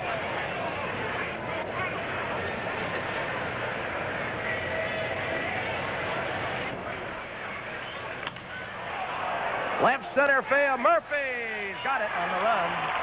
Cone. New York scores 3 times top of the first. Atlanta coming to bat. Those long legs. Daly not holding him. Along the line, that's trouble. Base hit. Washington up quickly. They'll have runners on the corners. So the Mets are at it again. The Amazons won 5 in a row. They lead 3-0 here. Let up hit the short. Off the glove of Raffy. Another run's going to score. It'll be a base hit. Fans don't agree, but they're kind of remembering the drop toss from Hubbard back in the first inning. That ball was sharply hit. This would have been a sensational play had Ramirez come up with the ball. It was hit very sharply, deep in the hole. Ramirez tried to get to the ball, was able to have it kick off his arm. I don't even think that hit the glove. Looked like it hit him just below the elbow. And the curve is hit to the right side again. Look at that play by Chambliss. Mailer covering again, threw the ball behind him. Safe at first will be Wilson. Benedict backing up prevents Wilson from moving up any further.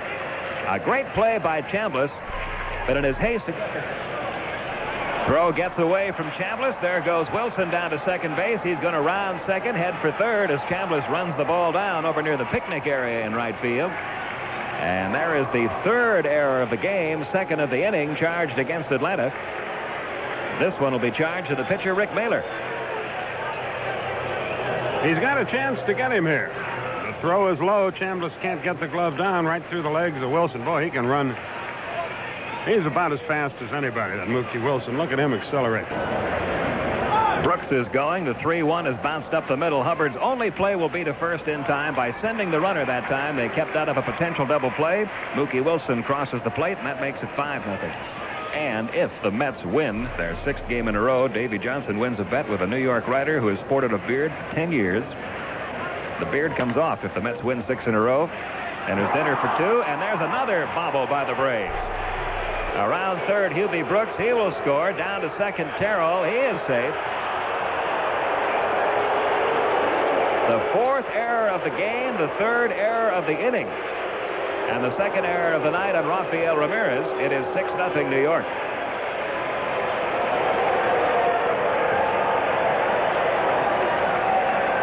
He was hurting on that ball from the time it left the bat. He never got his body in front of it. As a result, had no chance to knock it down. Didn't get. That's just a very, very bad play.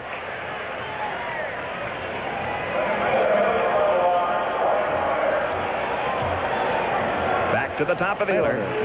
But 2 more unearned runs, and we go to the bottom half of the 5th inning with New York's lead now 6-0 over Atlanta. Now the 0-1 pitch. That hit him, I think. It sure did. Walk down to first. Looked like it got him on his. Looked like it got him twice. It came up and hit him again on the helmet after hitting the toe. And he almost got hit by a truck driving around the field a half inning ago.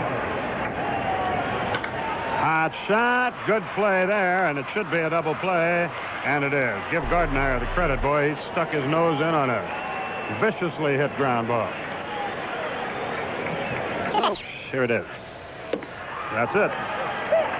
Hubbard out of there on 3 pitches. The ball game is over. Not a good one at all for Atlanta. Your final. New York 6, Atlanta 1, and totals and highlights right after this. The National League East, their winning streak is now at 6 games, thanks to a 6-1 win last night in Atlanta. And the most valuable player for the Mets in that game turned out to be Rafael Ramirez, who plays for the Braves. Here's why. First inning, Keith Hernandez up for the Mets, hits a grounder to Glenn Hubbard at second. He flips to Ramirez, but Ramirez drops the ball. Everybody's safe. The error led to 3 unearned Mets runs. Then in the 3rd, 2 men on base. Hubie Brooks up at bat, hits a grounder to Ramirez. Now here's the problem. You have to use your glove to catch it, not your elbows. The ball gets away. Darryl Strawberry comes in to score. score, 4-0 Mets. Now 5th inning. Mets pitcher Walt Terrell bounces one to Ramirez. As advised earlier, getting the glove on the ball can be of great assistance in catching it. Ball goes through. His 3rd error of the game. Hubie scores. Terrell goes into 2nd, and the Mets win as the Braves commit 5 errors. The Mets are off tonight. They open a 3-game series with the Cubs tomorrow afternoon in Chicago. Today, the Mets take on the Chicago Cubs. Participant .80. And pitching for the Chicago Cubs, Steve Trout. Star Ledger said that he would shave his beard if the Mets win 6 in a row. And I understand, and as you can see, his coif on his face is still there. Why is that, Danny? Well, I'm like a prisoner in debtor's prison. Davey is the warden, and when he says it goes, it goes. I think he's waiting for the first loss because he feels that I'm a good luck charm now. And a interesting atmosphere in the... High ball into the well in right field, going a long way. It's going to be out of here, and it's gone goodbye. George Foster with an opposite field home run, and Trout loses his shutout.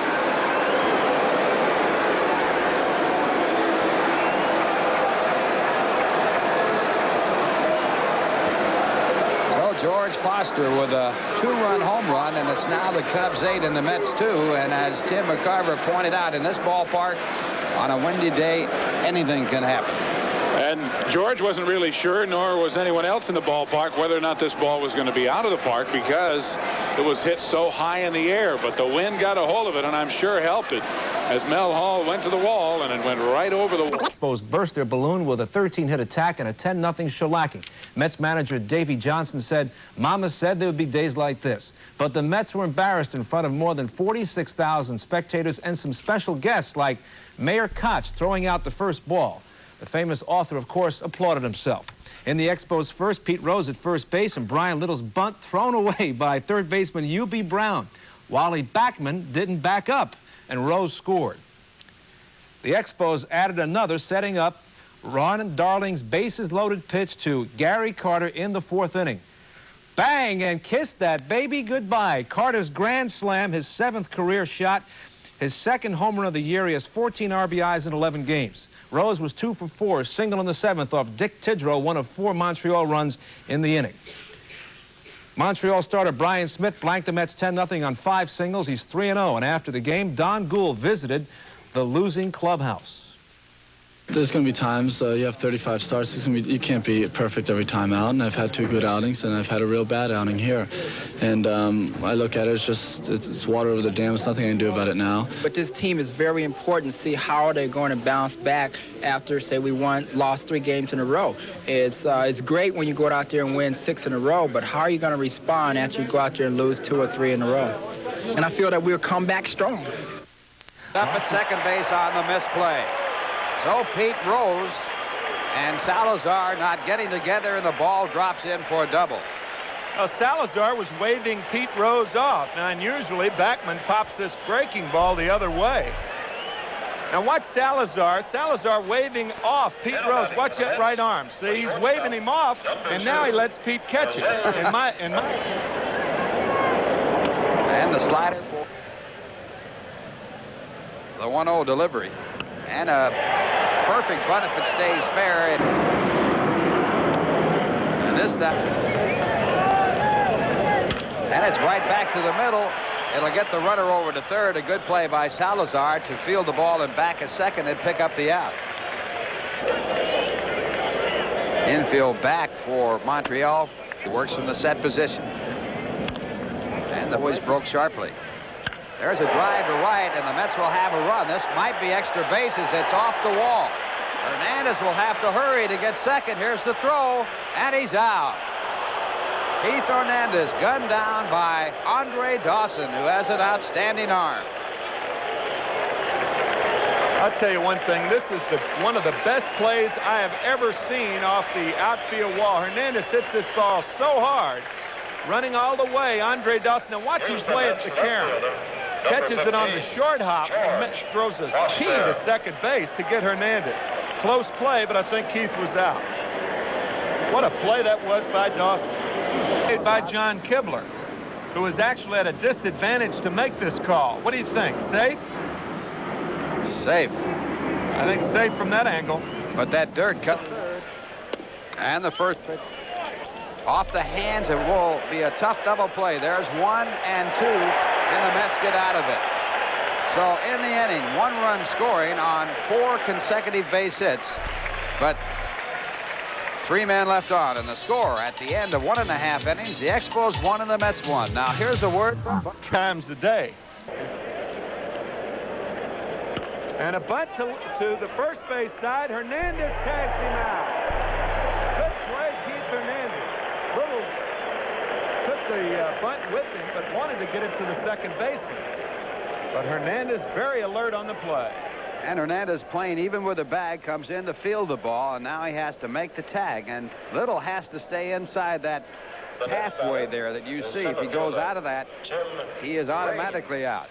Hernandez has to make a fine diving tag, and Little, I believe, stayed in that runway. He was also not even close to Buckos. Ground ball left side. The slick fielding Salazar can't make the play. A little bit mentioned Lopez's hands. Salazar's were a little moving in. Base hit left field. Backman's going to score. Foster's going to go to second, and it's a tie ball game where you got to believe Foster was looking for that pitch. He hits a pitch that's really a good pitcher's pitch inside, and Foster breaks open, gets around on it, takes it right down the line. That's the Foster that played for the Cincinnati Reds. 2-out RBI, tying the ball game. 10th RBI for George Foster. The Mets in that category. And now he's coming to the dugout of the Mets. Looked like his lower back as he's telling Steve Garland about it.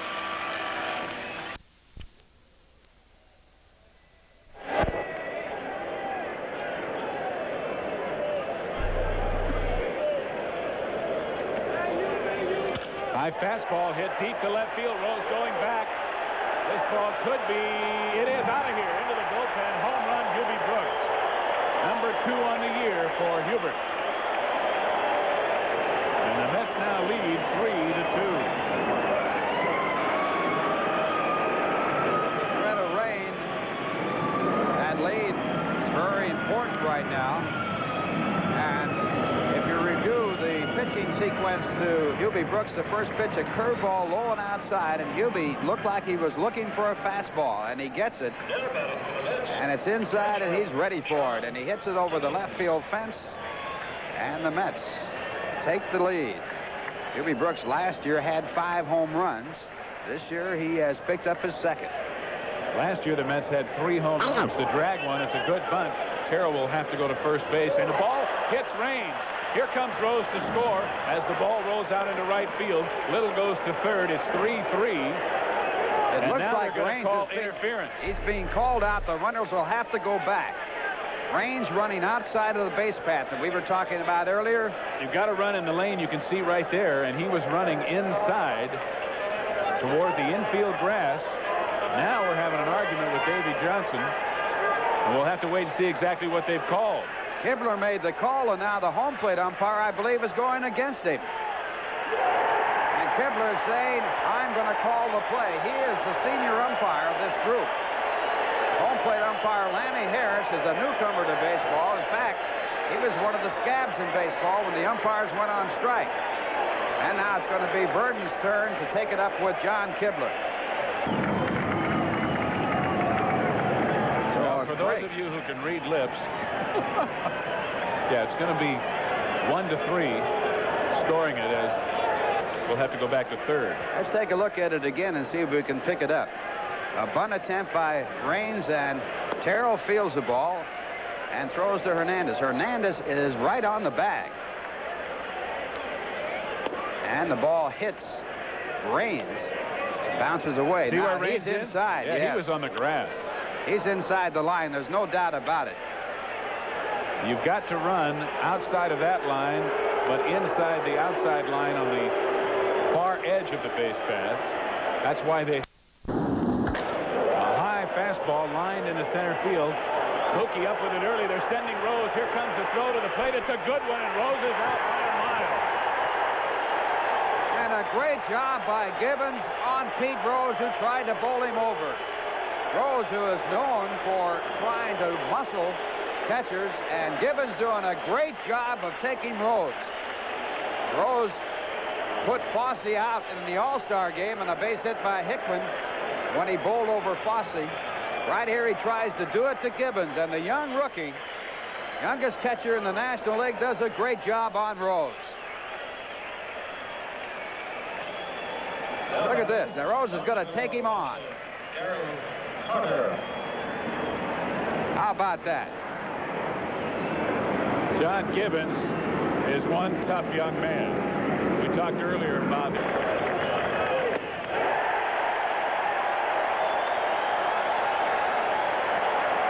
first strikeout for Walt Terrell, and it couldn't have come at a better time for the New York Mets, as the 5th inning for Montreal is over and the Mets still lead it 3-2 as we go to the bottom of the 5th. We'll be back after this word from Dotson.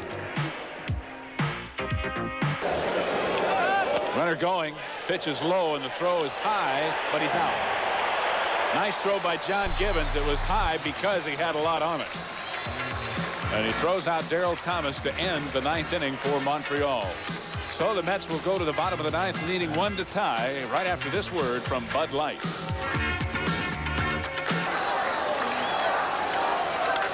Ripped, base hit right field. Dawson fires the ball in, and the Mets have the tying run aboard with nobody out here in the 9th inning. Second time in 2 innings they've had that tying run aboard. Danny heaped a pinch single in the 8th. And I'm telling you, if he'd have gotten this one up, it'd have gone all the way back to the city. I'll tell you. Woo, smoked it. 3 attempts. Ball 4.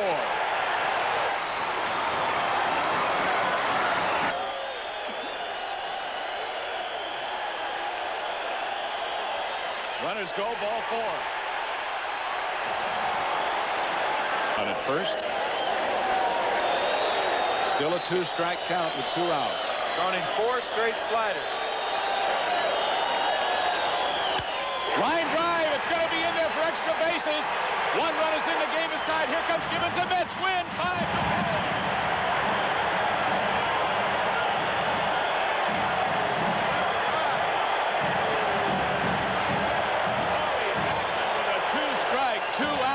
Extra base hit into the left field corner, and the Mets have come back to win their first home game of the year after getting drubbed 10-0 yesterday, as they battle back with 2 out in the bottom of the 9th against 2 of the toughest relief pitchers in baseball, and they win it 5-4. Make that 5 straight sliders. Gary Lucas going to the well once too often, and a very angry Gary Lucas. The loser, Jeff Reardon, with 2 out. Reardon walked John Gibbons on a magnificent at bat. He walked pinch hitter Ron Hodges on a 3-2 pitch. And after 4 straight sliders, Wally was looking inside again and whacked himself a double. I love it. And you know, Tim, the things we've talked about building confidence in the young players, hanging with them and doing the things necessary to let them have the opportunity to win ball games have paid off here in this ball game for New York. Wally receiving the applause, and a chant of Wally Wally comes out and acknowledges the fans here at Shea. And those who have remained are thrilled here at Shea Stadium this afternoon. Perfect for Easter week to say, so be it. That's right. Tim and I will be back with a wrap-up. Kiner's Corner will follow, so stay with us here on Channel 9 as the Mets come from behind to win it 5-4.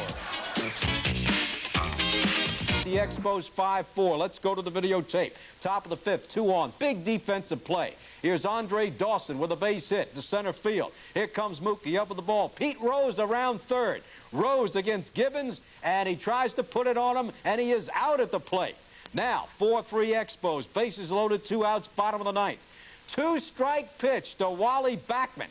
Here comes the pitch, and there it goes. Long drive left field. Darryl Thomas back, can't get it off the wall. Strawberry scores. Gibbons scores, and the Mets beat the Expos 5-4. Look at Gary Lucas, who gave up the winning hit. Look at that. Boom, throw that glove. 5-4, Mets win it. In Cleveland. So Backman continues to get on base, the 16th time he has been on.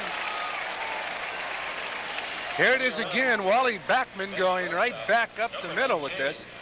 A good hitter, especially from the left side of the plate. As Ralph mentioned, he can get on base. The throw on down is not in time. As the umpire said, he did not make the tag, and this will start an argument. Here comes Bill Verbruggen at a great throwing arm. He's 30 years old, has caught a lot of ball games, and let's see. I think he was safe. Did he miss him? Didn't tag him there. That glove's not on his back. And he's not on the base yet, so I think it was a great call. Here it is again. If Ralph kind of thinks it's a great call, I'm agreeing. You disagree or agree? No, I think he missed him. It's tough. I think Wally Backman assumed he was going to touch him and started to flinch. Going the right field, you have to 7 in this series. And there's a pitch for a ball. 2 balls, no strikes. And likes the ball away and likes to hit it the opposite way. And ball 4. So Hernandez, who was second. And this one off the end of the bat. And a base hit to center field. Backman coming around third on his way home, trying to score, and he will. And the Mets lead 1-0.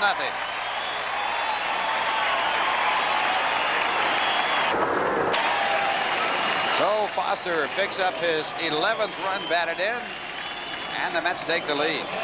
And here's another look. A good pitch from Gullickson. Foster went down and just raked that ball into center field.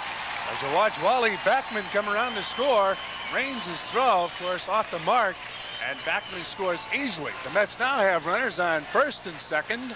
We're in the bottom of Ralph. Darryl Strawberry in this series 1 for 7. Batting .268 with 3 home runs and 3 runs batted in. And it gets away from Carter. Hernandez moving up. The throw to second base as Foster moves down there. And the runners move up. A good hustle by Hernandez and Foster. And I'm sure Gary Carter is not happy right here. The ball hit off the side of his glove. And Strawberry a chance to pick up 2 big RBIs. 2 balls, no strike. 2-0 pitch, called strike. Have him believe you.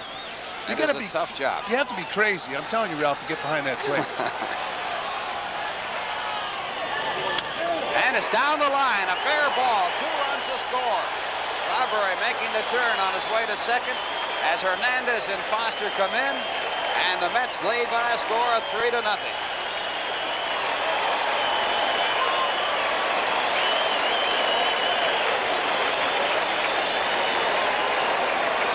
Well, it uses the whole field. Here it is, Strawberry going the other way, ball tailing away, and Strawberry just hitting the ball where it was pitched. He picks up a double. The Mets pick up 2 more runs.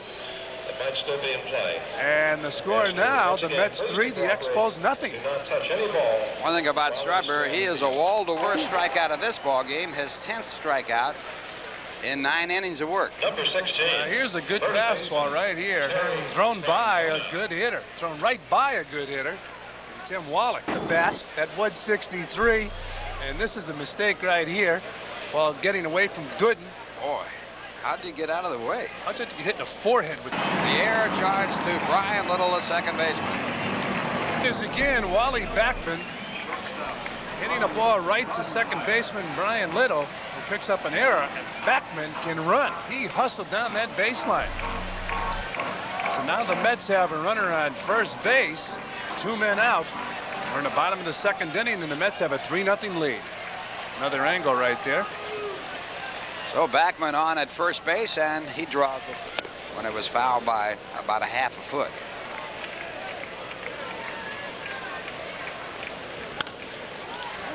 Became NCAA champions. Through the middle, but not fielded by the shortstop. The ball gets away from Raines, and now Backman being sent in. And Backman scores, but Gardenhire's in a rundown. The throw in, and he's tagged out. That ends the inning, but the Mets get a run, and there will be an error charge to Raines in center field. So the Mets get 1 run on the base hit by Gardenhire. There were 2 errors in the inning, and no one left on base. And the score at the end of 2 innings here at Shea, the Mets 4 and the Montreal Expos nothing.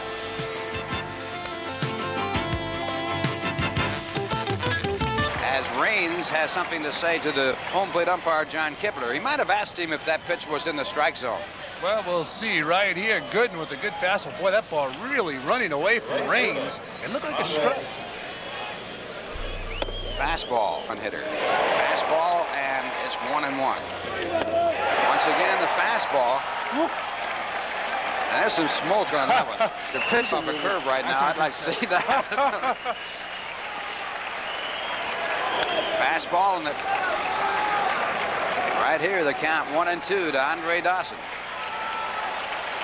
Curveball, and Dawson lucky enough to, don't know. Fastball, 1-2. Fastball, foul. Curveball, and he just has got to be looking for a fastball. And Gooden just shook off Gibbons.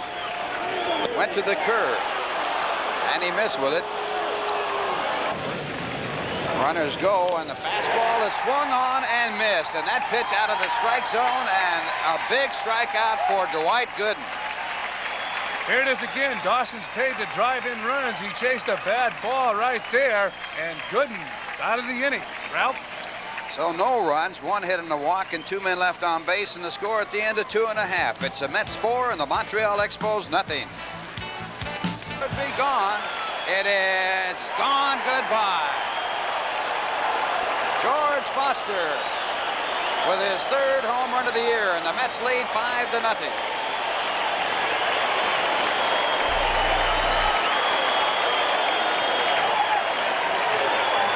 There it is. There's Big George. Well, a treat for the fans here at Shea Stadium. George Foster going deep. His 3rd home run of the season. He was popping off in Florida, saying he's going to break the RBI record for the Mets. And he's well on his way. Now batting for the Mets. He's so strong, Ralph. He doesn't even have to hit the ball on the fat part of the bat to hit a home run. That's his 3rd home run, his 12th run batted in. No one that has played for the Mets has driven in a lot of runs. Rusty Staub holds the record with, I believe, 105. Here's that home run. Gullickson getting the ball. Boy, I'll tell you, George Foster turned on that ball in a hurry. Foster got Gullickson last year for a home run, the last day of the season. Next to last day. That ball was running in on Foster when he turned on that. And on an inside fastball moving in. A drive into left center field, way back. Going back is Raines, and he can't get to it. It bounces over the fence. So Strawberry with a double, his 2nd double of the ball game. Really a break for the Expos, because the way Strawberry can run, that ball had triple written all over it. Galen Cisco coming out of the Expo dugout to talk to Gullickson, and you watch it again. Great hands. Boy, he just gets the head of the bat out there in a hurry. Great bat speed because of those strong hands, and the ball bouncing over the fence here. Raines can catch up with this from Mr. McCarver. Well, I think the pictures speak for themselves. Fastball on the outside. Gary with his tail out swinging. The last 4 outs recorded by Dwight Gooden. Watch your rear end. Get a good shot at it right there. At front side left. Wasn't have any fear. But I swung on and missed. Strike 3. Same thing.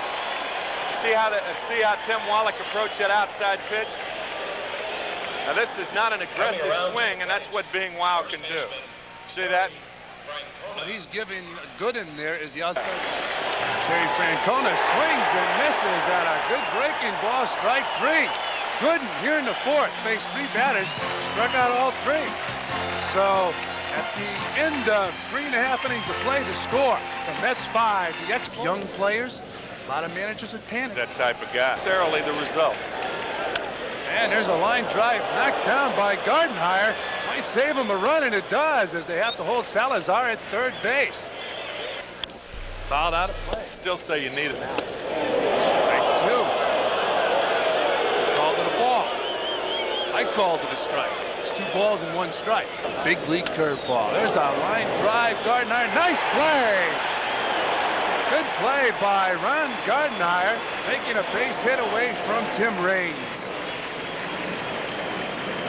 Folks, I am sitting next to a psychic. He called for a line drive. Unfortunately, wasn't hit hard enough. Ronnie makes a nice play on this ball. And because it wasn't hit hard enough, there's no chance to double up the runners. The runners trailing by 5 runners. I don't know. Okay. Is that a straight change? And he got away with it right there. No balls, 2 strikes, and Andre Dawson, one of the best. And there's a ground ball to short. Gardenhire is not able to handle it. He'll pick up an error. He better hustle after that ball, because Rose will run, try to polish him off with a heater. Ooh, hit him right on the elbow. A day like today, that ball really stings. It stings any day. First pitch with the pitch. Well, he started Francona off. Gardenhire should make the play. And he does, and the Mets are out of it. But the Expos pick up 4 here in the top of the 5th. And after 4.5 innings here at Shea Stadium, the score. The end of 6.5 here at Shea at 6-5 Montreal. Of 0. And he is making his 3rd appearance, having worked 4 innings. You can strike anybody out by breaking that ball in the dirt and play. 1 and 2 to Schatzeder. If he's tough to hit, usually he's tough to catch. Got Schatzeder, no chance. 2nd strikeout in a row for Orozco. This time he goes to the fastball. It might be a little high. Let's see if it is. So Orozco pulled the reins on Raines. No runs, 1 hit, no errors, and 2 left. At the end of 7.5 here at Shea, it's 6-5 Montreal. Opportune moment. Run, they can steal the win. Ball hit well left field, way back, out of here, Hubie Brooks. His 3rd home run of the year, the Mets lead by 1. Woo!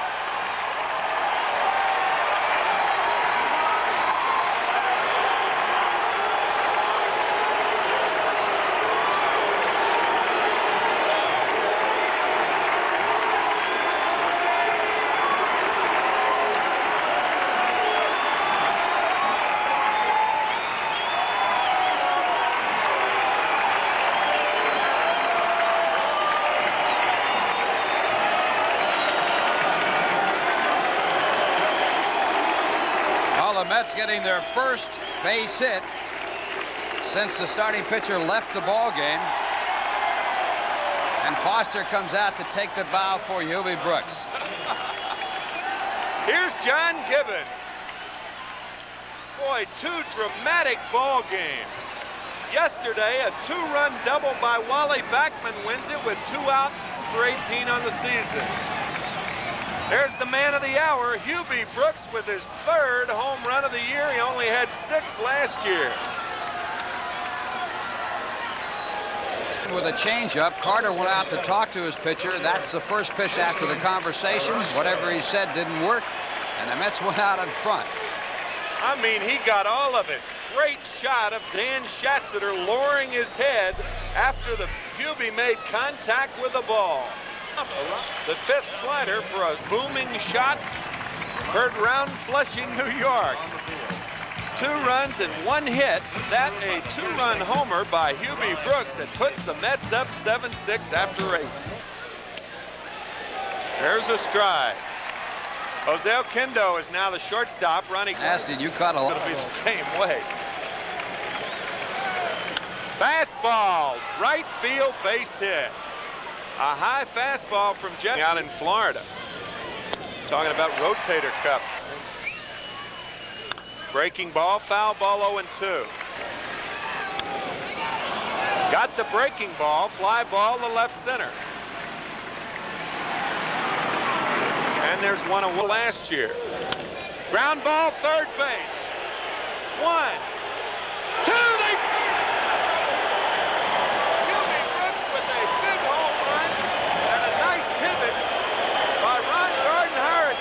base, and the ball game is over. Mets win it 7-6, and what a game, Ralph Kiner.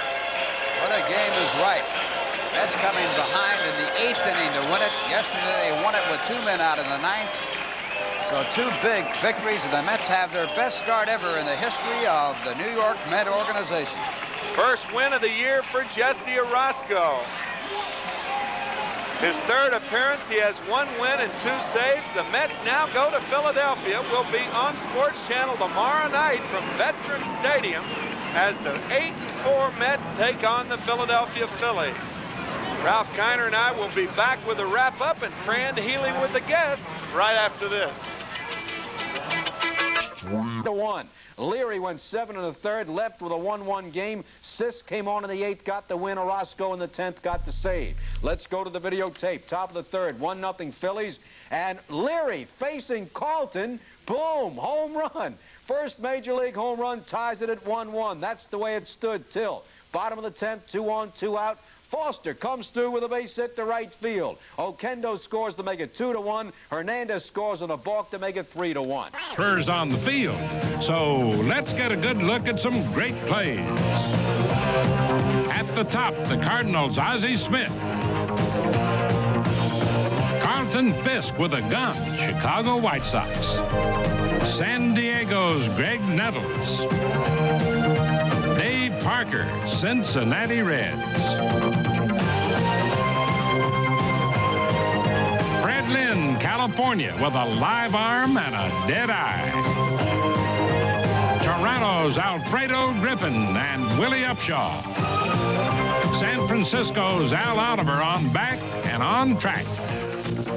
Bob Horner, Atlanta Braves. The Rangers' Wayne Tolleson. New York Met Jose Oquendo on the rebound. Cleveland's Julio Franco. Ron Say, Chicago Cubs. Mel Hall, same team, same result. And finally, an encore for the Angels' Freddie Lynn.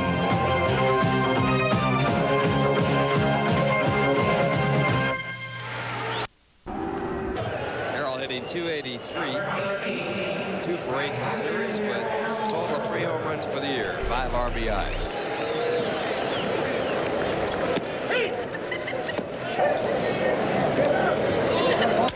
It's a fastball up the middle, and it will be a tough play for the shortstop. No play at all.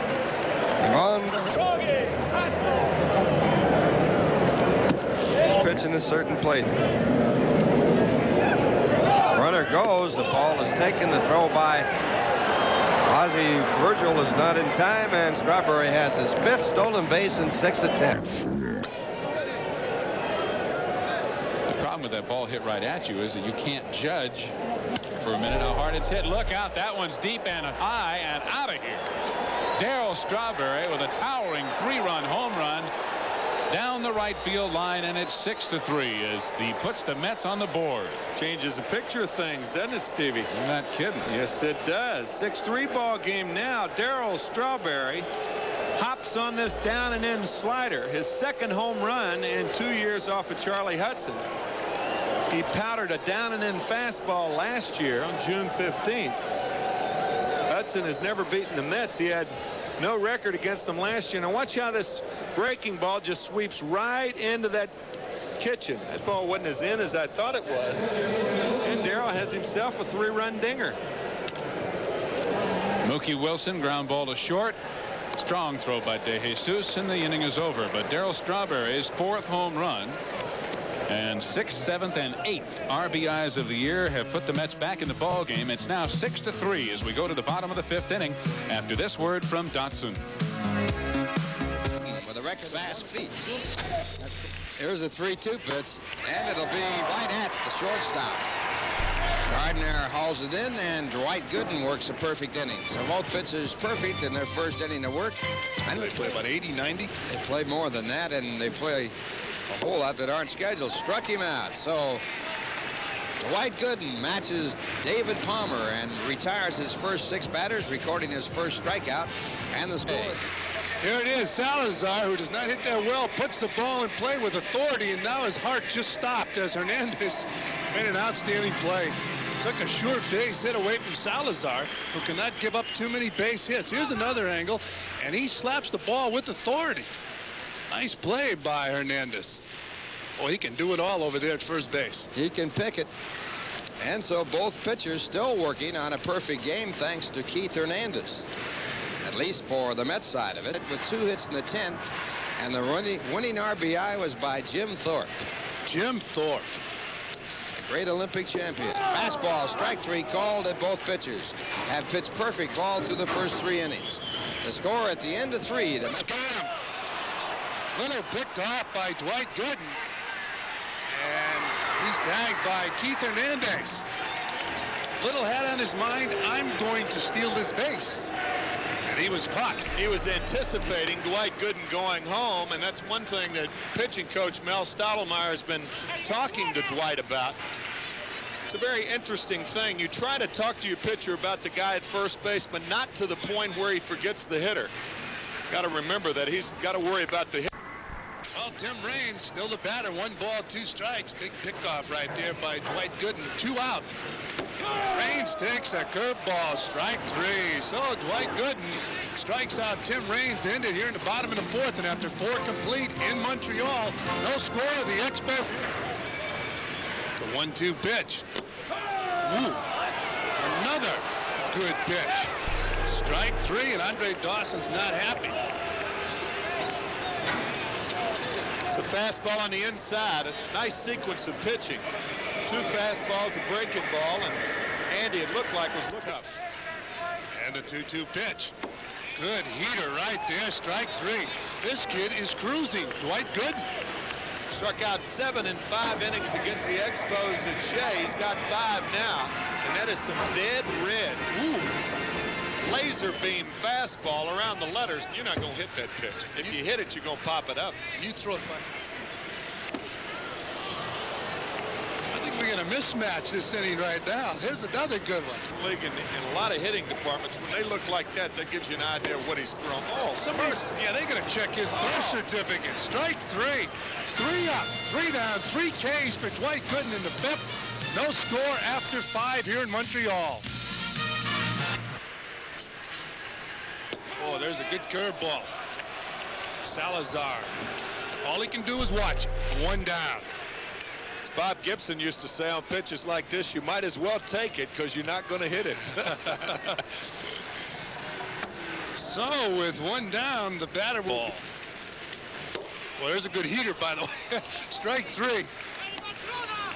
Dwight Gooden, I'd like to know what he's being timed at today. Well, I'll tell you, few pitchers in the game throw the ball this hard as he has consistently thrown the ball today. Well, it's the bottom of the 6th. No score, Expos and the Yanks. And Rose is jammed. Backman up with it. Oh, and he throws the ball away, and the Expos will score. And Rose hustles to second base as Dwight Gooden comes all the ways in to pick up the ball. Bad break for the Mets and a tough. But they pick up 1 run, and after 6 complete to score. Expos 1, Mets. Swing and a miss. He gets Wallach for the 3rd time and hits double figures in strikeouts. And he gets him with a fastball right in Wallach's alley. He likes the ball low and out over the plate, but he blows it right by him and gets out of the jam. 10th strikeout for Gooden. No runs, 1 hit, 1 error, and 1 left. At the end of 7, Gooden and the Mets need some runs. It's 1-0 Expos. For 5 is a pinch hitter. Had a pinch hit in last Thursday's game where the Mets beat Reardon and the Expos, and Pete Rose can't come up with it, but he does make a nice play. Danny Heap, first ball hitting, and a big hit. The Mets desperately need this win for Gooden and themselves. Heap slices the fastball to left, and Pete Rose makes an outstanding play to keep it from going on through for maybe a triple, maybe more. Here it is again. You see Heap behind the pitch, but able to line up to left field. Rose gets trapped in that no man's area. Wally Backman on deck. Line drive. Base hit, fair ball. Heap around second. He's going into 3rd, and it gets away from Dawson. Staub into 3rd. That's going to score at least 1. Staub with a triple.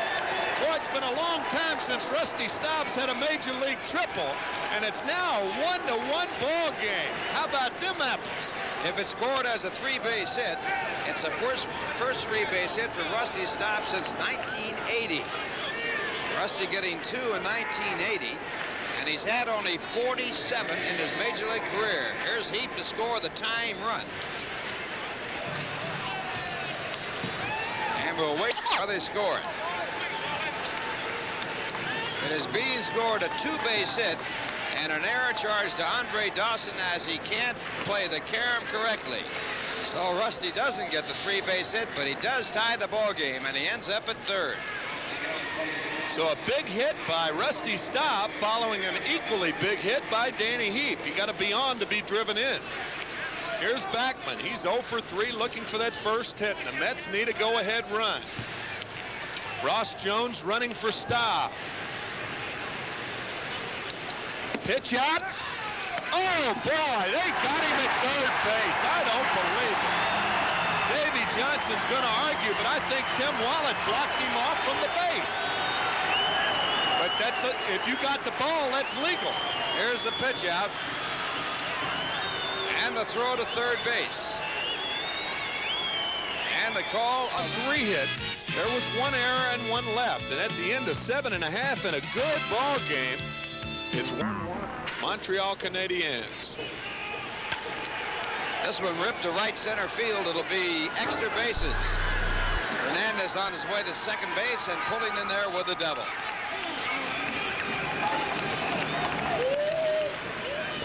So Hernandez gets his first hit of the game, and it's a big one. It really was a big one. A double, and this is the type of hitter Hernandez is. They talk about a pitcher being patient with the hitter.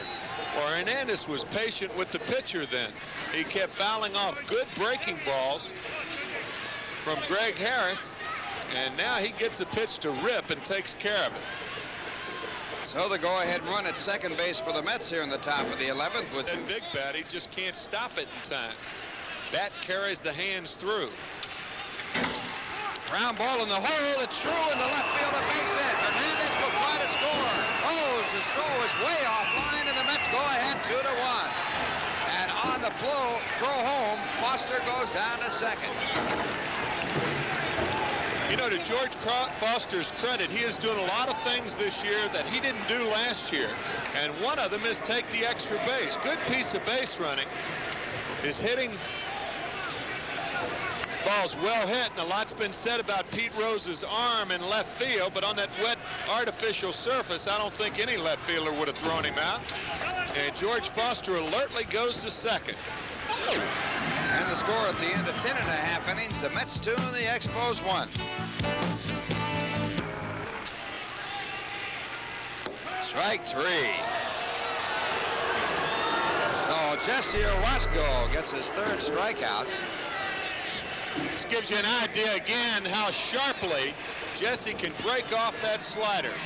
You can count on about 5 people's 2 hands how many times. And it's popped up in foul territory. Gardenhire over to make the play, and he makes the catch. Ron Gardenhire, what a play by the shortstop as he bangs into the wall. Looks like he might have hurt his right knee, and you said it. I mean, this is some kind of play by Gardenhire, who really hangs with this ball.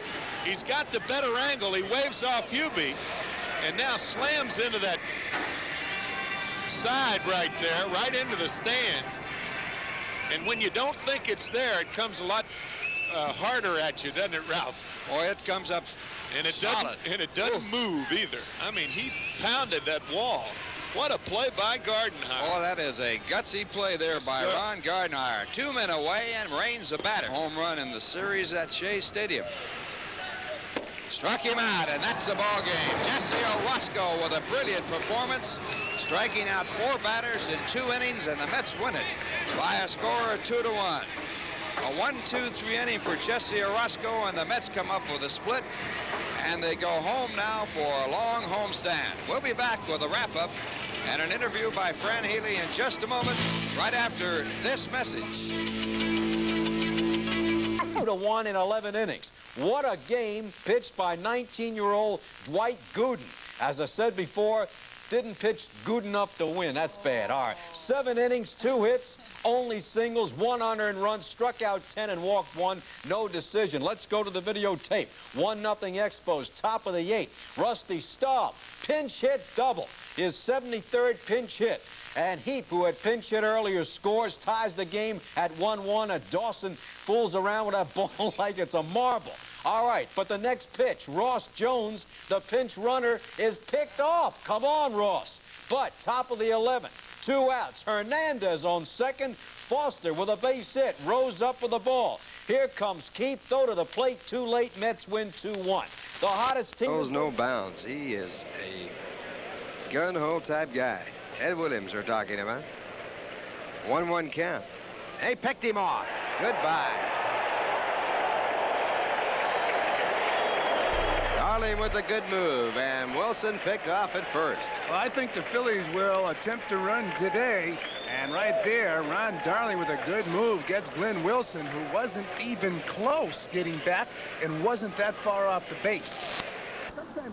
He is running, and the pitch is swung on and missed. The throw way offline in the center field. Strawberry up and on to third. The ball bobbled in center field by Von Hayes, and on the air, Strawberry goes to third base.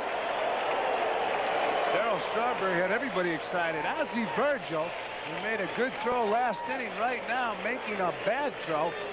Mookie Wilson taking a rip and coming around that back swing might have had something to do with it. The ball's into the outfield. Von Hayes a little bit over anxious with Darryl Strawberry running. He bobbles the ball, and Darryl Strawberry is now on third base. Nobody out here. Ground ball through the middle, and a base hit for Mookie, and Strawberry comes in to score, and it's a tie ball game at 1.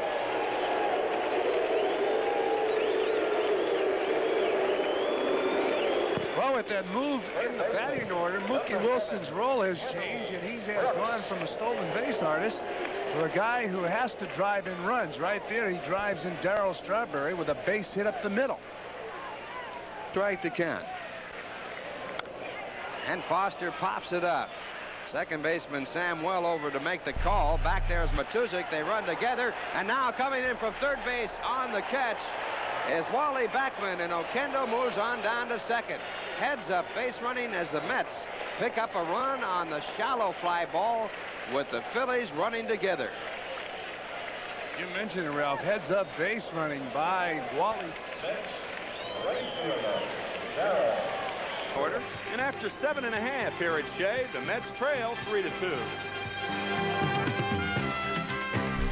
73 for the Phillies. Here's Strawberry 0 for 2 and hitless in the series. Slider on hand today, 14,292 paid. Pulling for Strawberry to pull one. The Mets trail by 1. Goodbye! Stay fair, ball. It is 3-3 ball game. What a room. You talk about a ball ripped out of this ballpark. That ball got out of here in a hurry. Got to think those balls in the stands, right, Ralph? Well, the only question was whether or not it was going to stay fair, and Hudson hanging a breaking ball up where Strawberry got all over it. And Strawberry his 5th home run of the year, and it ties the game at 3. This ball hit into the press level. Not many balls go there. A tremendous home run by Darryl Strawberry. The ball did not have a chance to get up. His first hit in the series. He was 0 for 6 in this series, coming into the game, and the crowd still on their feet. And that'll bring them back. $500 goes to Far Rockaway, the high school in Rockaway. The principal, Diane Cagle, breaking ball. And there's just no doubt about it. It goes in the press level, almost goes into the deck above the press level, and that was toward left. But the Mets tie it up. 1 run on 1 hit. No errors and nobody left. At the end of 8, a 3-3 game.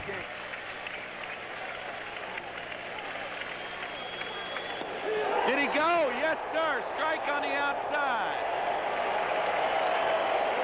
Strong pitching performance by Ed Lynch, who gets out of it. Second strikeout for Lynch. No runs, 2 hits, no errors, and 2 left for the Phillies as Samuel disgustedly walks back to his position. But the Mets with a chance to win it in the bottom of the 9th. It's a tie ball game. He dressed the part. Ball hit over first base, base hit. Well, that's how you come out of slumps. Hubie not rounding the bag too far because John Watkins is right there. Hubie 0 for 12, lifts a little parachute into right field. His last 2 times up, he had hit the ball right on the nose with no luck. 0 for 4 on the season. He's been in 7 games, only 4 at bats. So a good time to get his first hit in the Met uniform. 0-2 to Jones. Ball hit well left field, way back, way back. Brooks is slowing down at second base for some inexplicable reason. He's going to try to score, and he scores. Mets win it 4-3, but it should have been a lot easier than that. Ross Jones with his first hit as a Met, and did he save it for an opportune moment? On an 0-2 pitch, he rips a double to left center, and everybody in the ballpark knew it was a gapper, but Hubie Brooks, who for some unknown reason slowed down going into second. Oh, baby. Crowd still on their feet. Now, after their first major league hit are called back for a standing O, as Ross Jones is. Well, he'll never forget this one. Woo! First hit is a Met. A double to left center, and the Mets win it 4-3. The line score. The Phillies, 3 runs on 10 hits and 2 errors. For the Mets and Ross Jones, 4 runs, 8 hits and no errors. And we'll be back right after this. Oh, brother. Hit the ball. I was just hoping to make good solid contact and hit the ball somewhere and hopefully get a runner in the scoring position. And I got lucky enough the ball went in a gap or back to the wall, and we scored a run from first base. And I was just trying to get a base hit to keep something alive. Did you see Hubie Brooks slow down around second base? No, I didn't see him at second. After I hit first, and I knew I had a second without any problem, I started going in there, and I looked to pick up him about 3 steps from third base, and I saw the relay throw coming in. I thought it was going to be a real close play at the plate. And then I was really relieved when I saw the relay man drop the ball, went off the end of his glove, and I knew he was going to score then. Phillies, Jerry Koosman. Jerry over 4. Jerry has no record against the New York Mets. And pitching for the New York Mets, Walt Terror with a record of 2-1. An earned run average of 3.77. But not so with Mike Schmidt. There goes the runner. The throw to third base is in time, and Matuzik is out attempting to steal. I have no idea what went on there. That's a terrible play. With nobody out, and Schmidt the batter, the cleanup hitter on deck, a guy who has 12 RBIs in the first 18 games, Len Matuzik tries to steal third. There is no excuse for making talk about the game. Ground ball to Hernandez, should be 2. There's 1 and the other, and the Mets get out of it. 1 run, 2 hits, a walk, and no one left on base. The score at the end of 1 half inning. The Phillies won, the Mets coming up. Now here's a word from Ken Koosman's first pitch against the Mets. It's lined to left field. It'll drop in for a base hit. So Koosman's fastball line to left. He has not defeated. Good reason for that. Ground ball through into left center field. This will tie up the ball game. Gardenhire comes in to score, and it's tied at 1.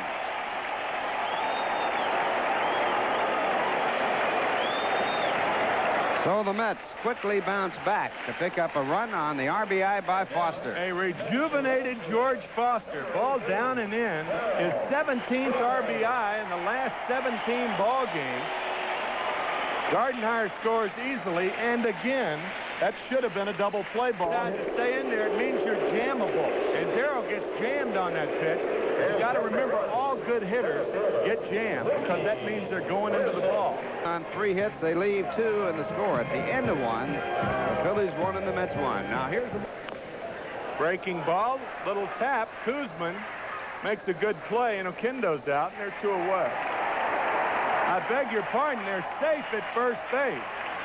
Dick Stello says Matuszek came off the bag, and I don't believe that that's a good call. Let's take a look at it again. Guzman fields the ball. The throw is not too good. It's in toward the runner. And I think the call was right. I don't. He was straddling the bag. Well, I thought he had his right foot on it when he gave Matuszek another chance. This time he defiantly. It's like locking the barn door. There goes Oquendo. Change up. Virgil doesn't have a chance. Oquendo steals his second base of the year. And as Matuszek had to be sure he made it, Oquendo had to be sure. The difference was he made it. The difference being that he made it, but at the same time, it's not a good play. Stealing. You better be right 110, right? That's right. Game of the season against the Phillies. There were 6-12 against Philadelphia last year. Hey, there's a balk. That is a balk. That is a balk, sports fans. And Jose Oquendo stole third base with 2 out, and Jerry Kuzman balked, and that's the advantage of working from the stretch with a guy that can run. And credit that to Bobby Valentine. Guzman was not in the stretch position, and he can't step back off when he's facing like this. He hears Oquendo going. Now, look, he steps. He can't do that. If he were in the set position, you can do it, but you can't do it from a wind-up position. By Jose Oquendo puts the Mets ahead. That run unearned on an error by Matuszek. 1 run, no hits, 1 error, and no runs. And the Mets have stolen their way to a 2-1. It has something to do with their first place. Runner going, swing and a miss. The throw is high, but in time. And Mike Fitzgerald guns out Vaughn Hayes at second base, 2 away. Well, coming into this ball game, the Phillies have been successful in 22 of 24 stolen bases. Stolen base attempts. And right here, the second man thrown out attempting to steal in this game by Mike Fitzgerald. Oh, beautiful breaking ball gets him. Virgil went down for it, but missed it. 2 strikeouts in the inning and a single with nobody left. So we'll go to the bottom of the 4th here at Shea with the Mets leading Philadelphia 2-1 after this word from Bud Light.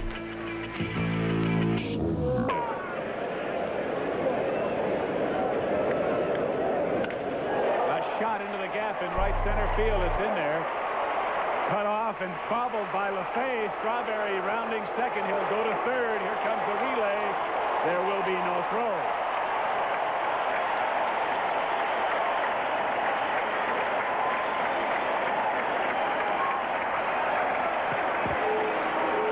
There's a little whipped cream on the Strawberry Sunday right here as Strawberry gets his second hit on his special day. Coming over the right fielder LaFay, who bobbles it by Vaughn Hayes. And Strawberry, instead of a double, ends up with a 3-base hit. It could be scored a double and an error. We'll see how it is.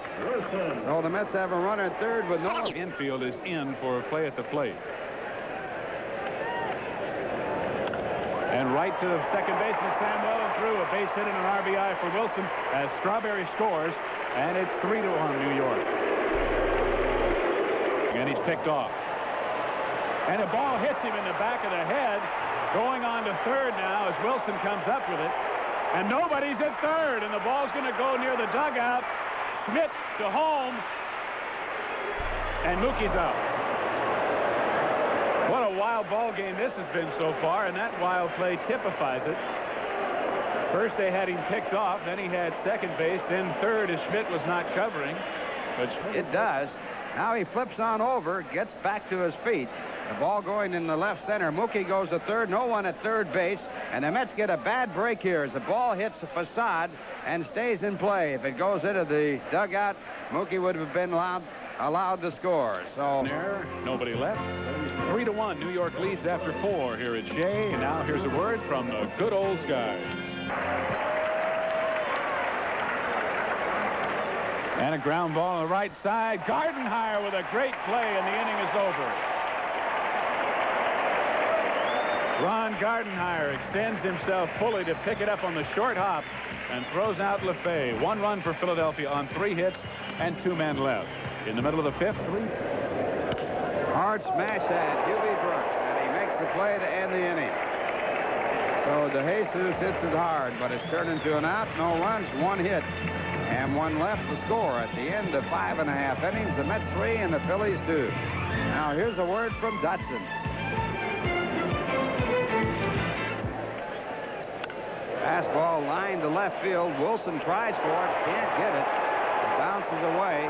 Hubie Brooks goes to third base and holds there as the throw comes into second. So it's Hubie Brooks at third.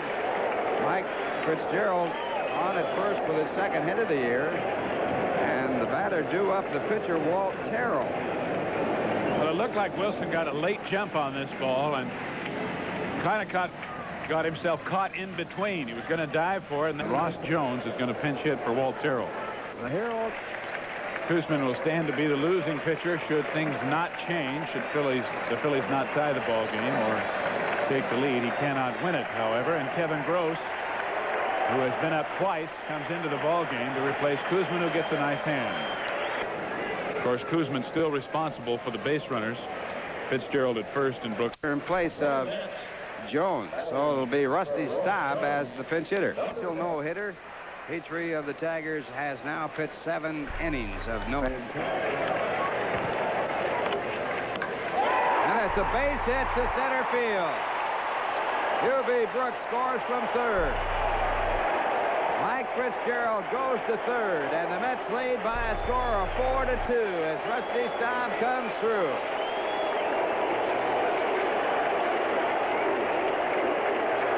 And to the chance of Rusty, and a hand from the dugout as Hubie scores another run to make it 4-2 New York. Rusty Staub will be pinch run for by Ron Darling, and the old man just continues to do it. 40-year-old Rusty Staub driving in his 2nd run of the year with his 4th pinch hit.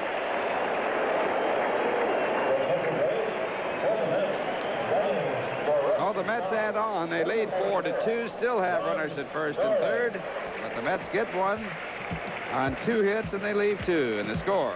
At the end of 6, it's the Mets 4 and the Philadelphia Phillies 2. Now, word from Lincoln. Down. Carlton will work for the Phillies tomorrow night when they entertain the Montreal Expos. Could be 2. Sam Weldon get out of the box, and it's a double play. Not too often will you double up Juan Samuel, but he failed to get out of the box because of that sinker. It may have been ball 4, Steve, and the Mets get a big break here. Well, Samuel tries to check his swing here and taps it right back to Sisk. He just was trying to get out of the way. He's down on one knee, so he can't break from the box. Oquendo turns it very quickly. The Mets' 2nd double play of the afternoon, and they now have 16 double plays so far this season. And maybe Mookie can't. It's a good thing Strawberry waved off Mookie Wilson, because Mookie never picked the ball up, and Darrell alertly took over and took charge. So Doug Sisk and the Mets are out of it. No runs, 1 hit, no errors, and 1 left at the end of 6. Mets were 4. Way back. Goodbye. Forget this one, boys. Oh, brother, did he smoke that ball. First home run of the year for Keith Hernandez. And the Mets now lead it 5-2.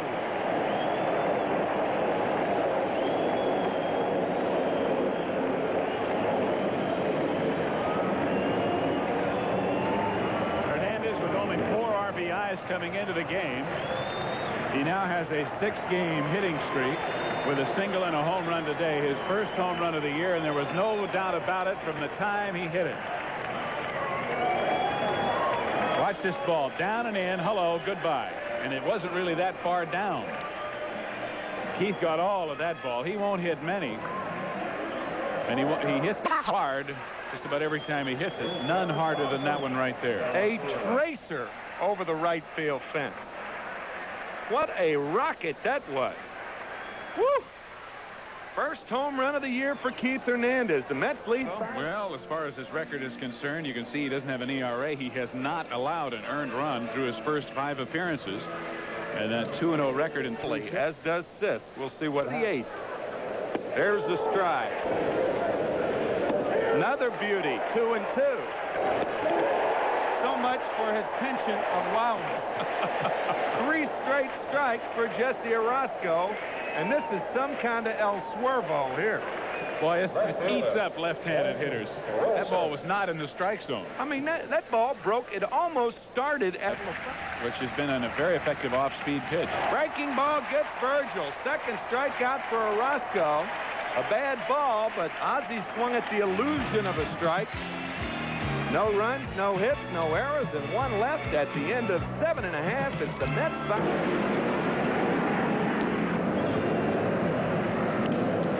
And he reaches out and gets a base hit.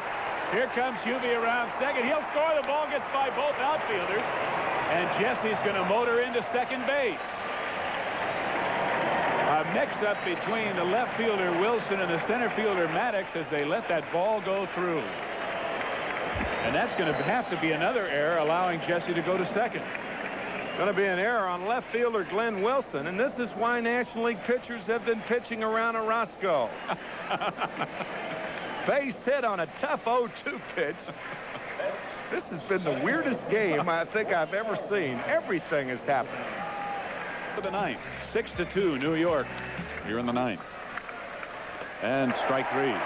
Orozco picking up his third strikeout in an inning and a third of work. Where do you keep your cheese? Outside.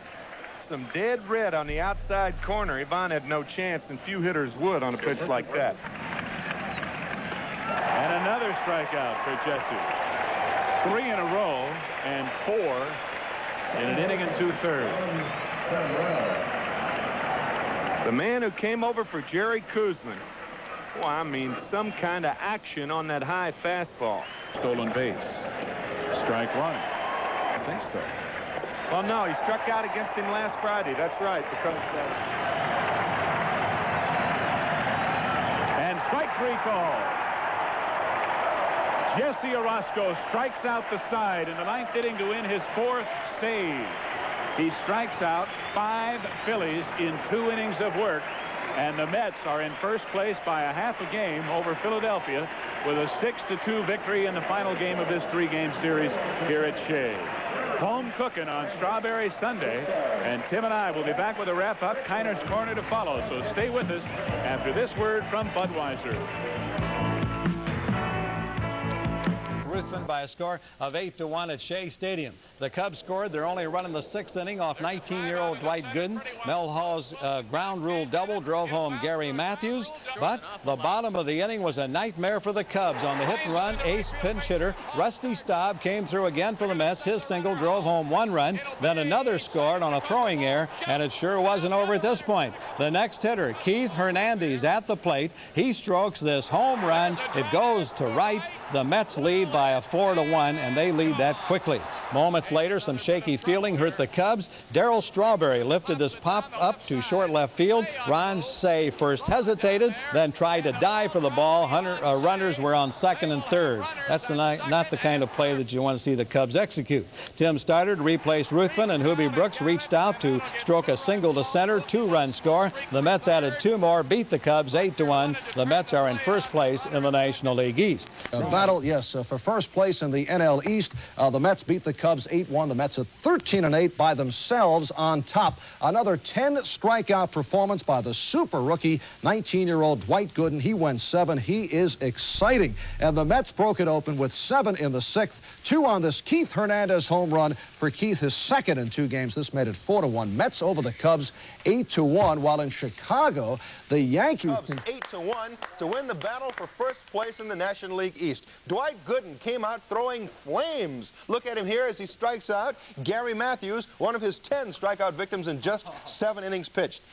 Trailing 1-0 in the 6th. The Mets exploded. Pinch hitter supreme. Rusty Staub slaps a single to right. Mel Hall throws home. It takes a bad hop. Mike Fitzgerald slides in safely. Wally Backman heads up play. Also comes in to score. It's 2-1 Mets. Next batter up, Keith Hernandez, will finish clearing the bases, blasting this drive into the bullpen in right field. A 2-run home run. Mets had 7 runs in that inning. They win it 8-1. The Mets spotted the Cubs an early 3-0 lead, but came back to win with one of those dramatic ninth-inning finishes. Here's fifth-inning action. Jose Oquendo on third base. George Foster at bat. Foster grounds one to third. Ron Cey throws home. Catcher Jody Davis tags out Oquendo. But look at this. He gives Oquendo a kick to the chest and groin. Now, what's that for? Did Oquendo question Davis's parentage? Maybe he should have. Seventh inning now. Mets trailing 3-2. No problem. George Foster drives one deep to left center. Gary Matthews and Bob Denier leap. Get out of here, ball. Solo home run. Game tied 3-3. Ninth inning now. Still tied at 3. Keith Hernandez up. Bases loaded. Strokes one to left.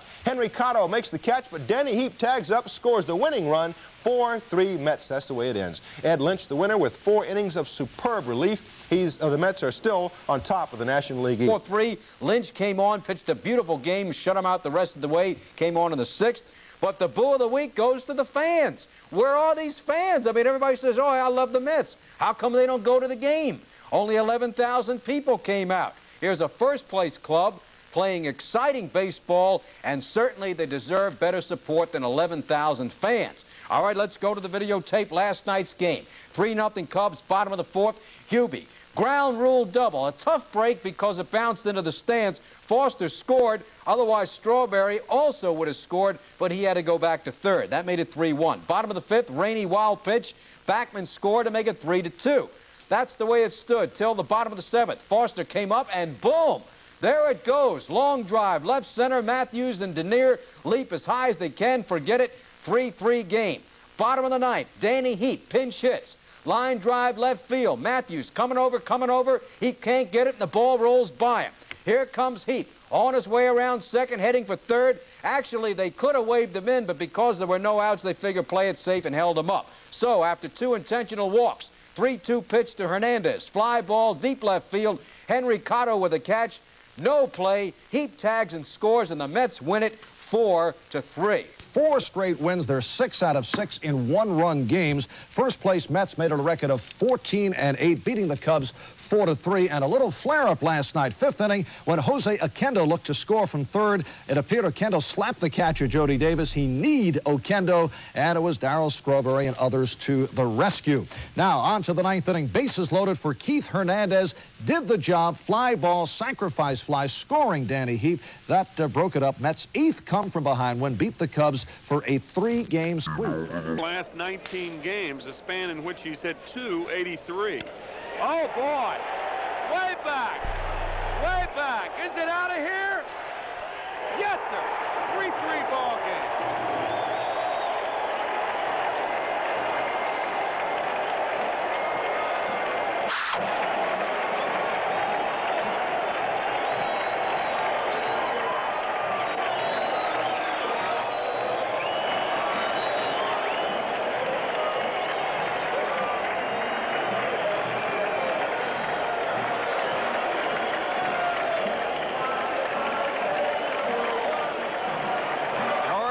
With his 4th home run, and it is high enough.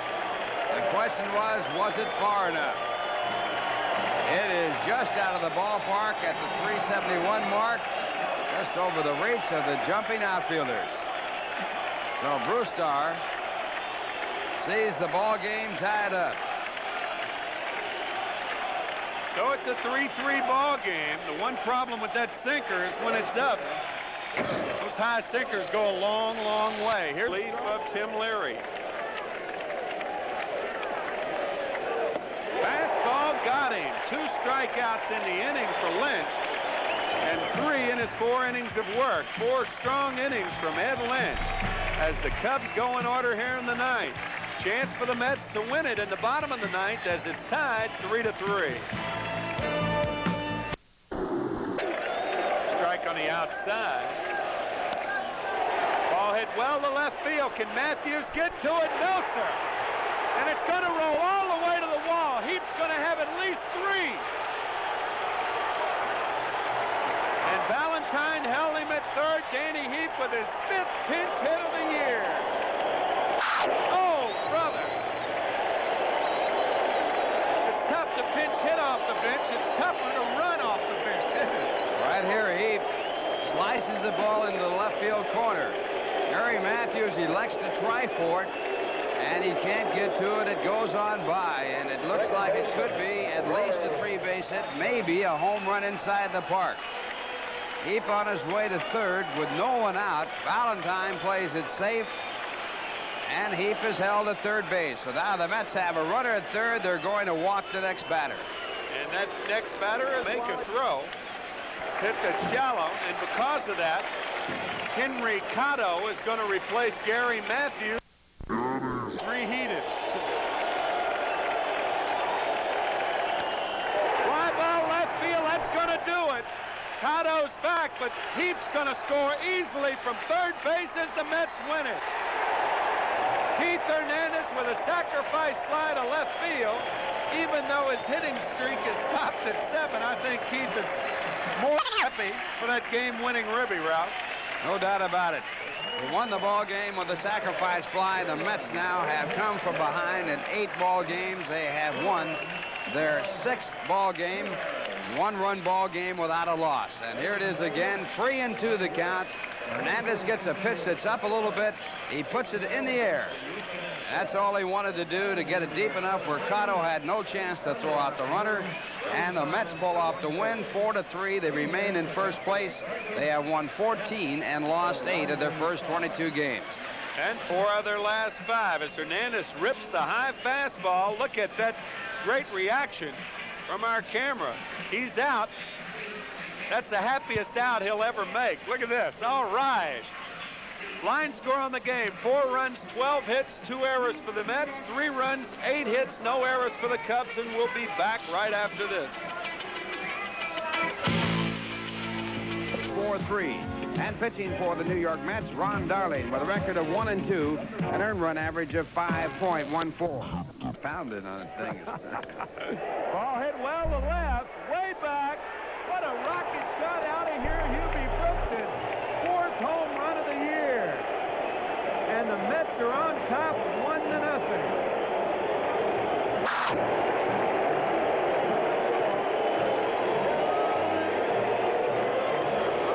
At the very mention of Ravel's Bolero, Hubie Brooks cracks a shot over the left field fence. Mets up 1-0. Boy, what a rocket that was. You can hang your clothes on this one. We'll look at it again. He gets a fastball down low, and he just lines it over that left field fence right at the 358 mark. No chance at all for Jose Cruz, and the Mets are on top by 1. Dwight Fitzgerald. Cabell running. The pitch is high, and the throw is right on the bag. Beautiful throw from Mike Fitzgerald, and Cabell is caught stealing. In the middle of the 4th here at Shea, the Mets lead 1-0. And now here's a word from the good old guys. Straight away, and Mumphrey shading him just a shade toward left center now. And it's in the hole, a base hit. Gardenhire rounding third. He is being waved in. He'll score, and a wild throw by Kevin Bass off the glove of Capel. And moving into second is Hernandez.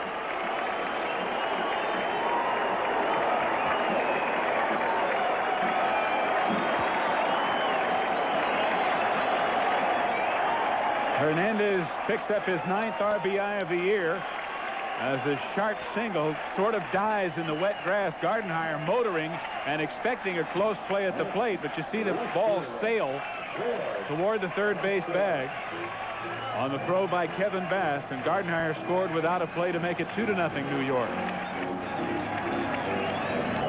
Orozco trying to pick up his 5th save and give Ron Darling his 2nd win. Breaking ball line. Hernandez makes the stop. The Mets win it. Hernandez saves a bacon and gets a smile and congratulations from Jesse Orozco as Keith went up and snared what could have been an extra base hit and a game-tying RBI double into the corner. But the Mets win their 5th game in a row. They've now won 6 of 7 and still lead the National League East by 2 games. Jesse Orozco's 5th save of the year gives Ron Darling his 2nd victory. He's now 2-2 as Jesse, with a little help, does it again. Tim and I will be back with a wrap-up as the celebration is underway here at Shea. Kiner's Corner will follow, so stay with us. We'll be back after this word from Dotson.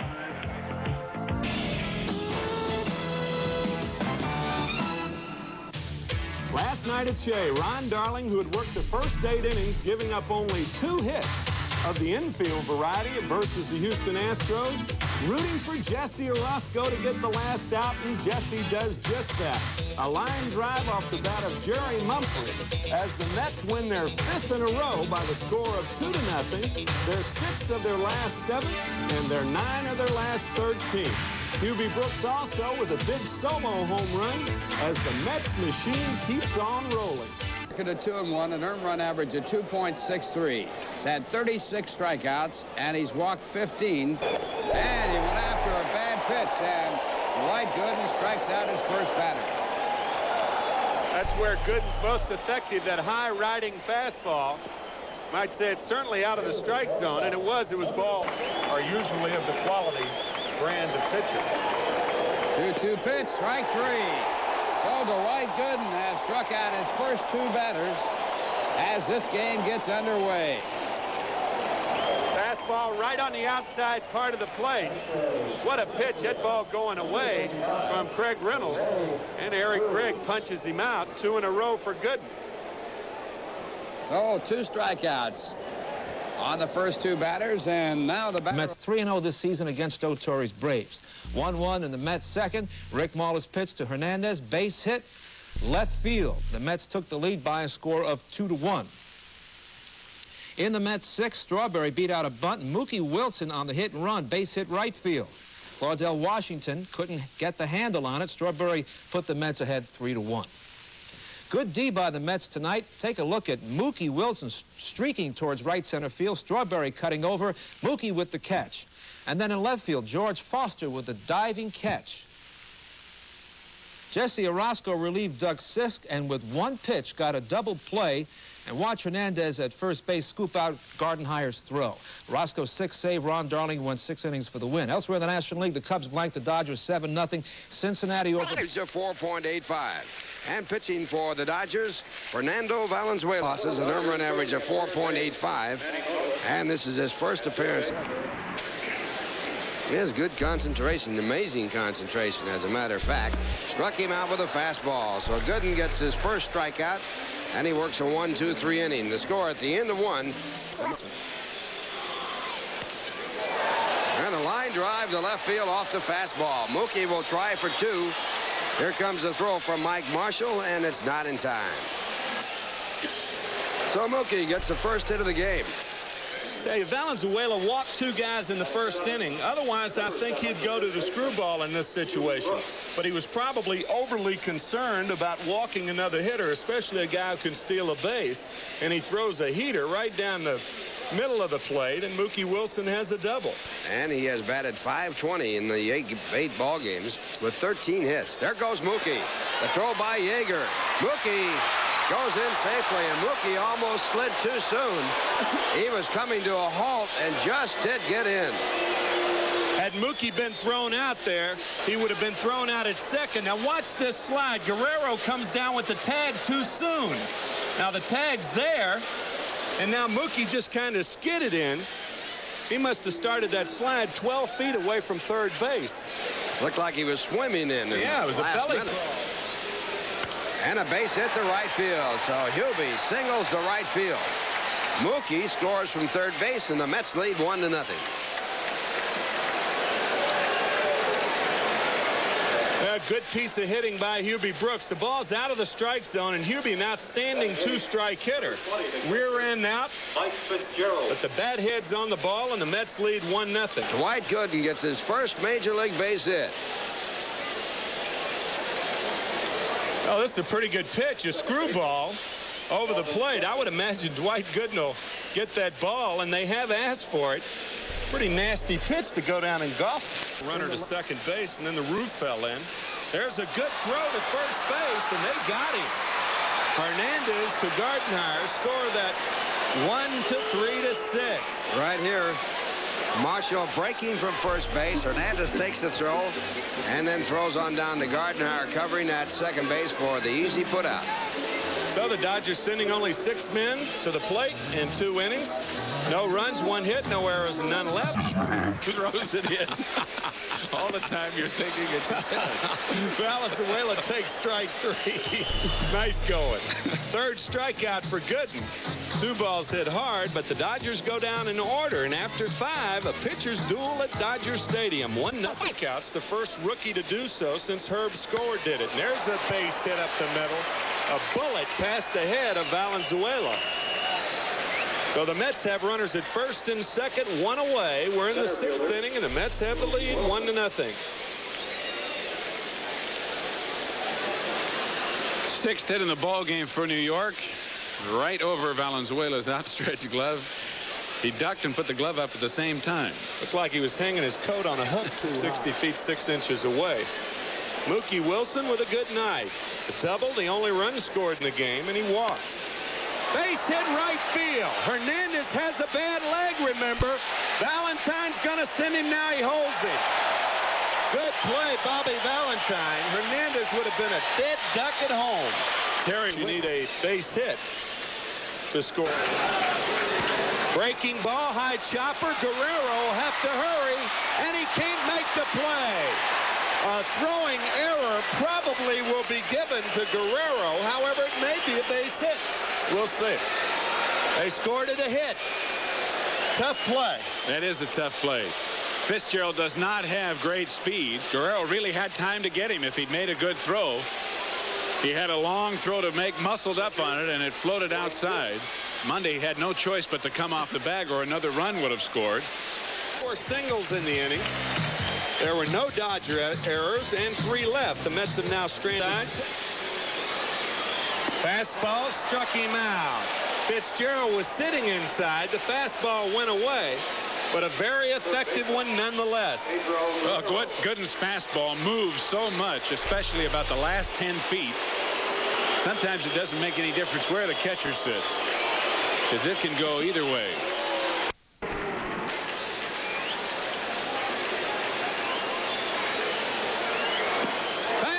Got him, struck him out right on out of there.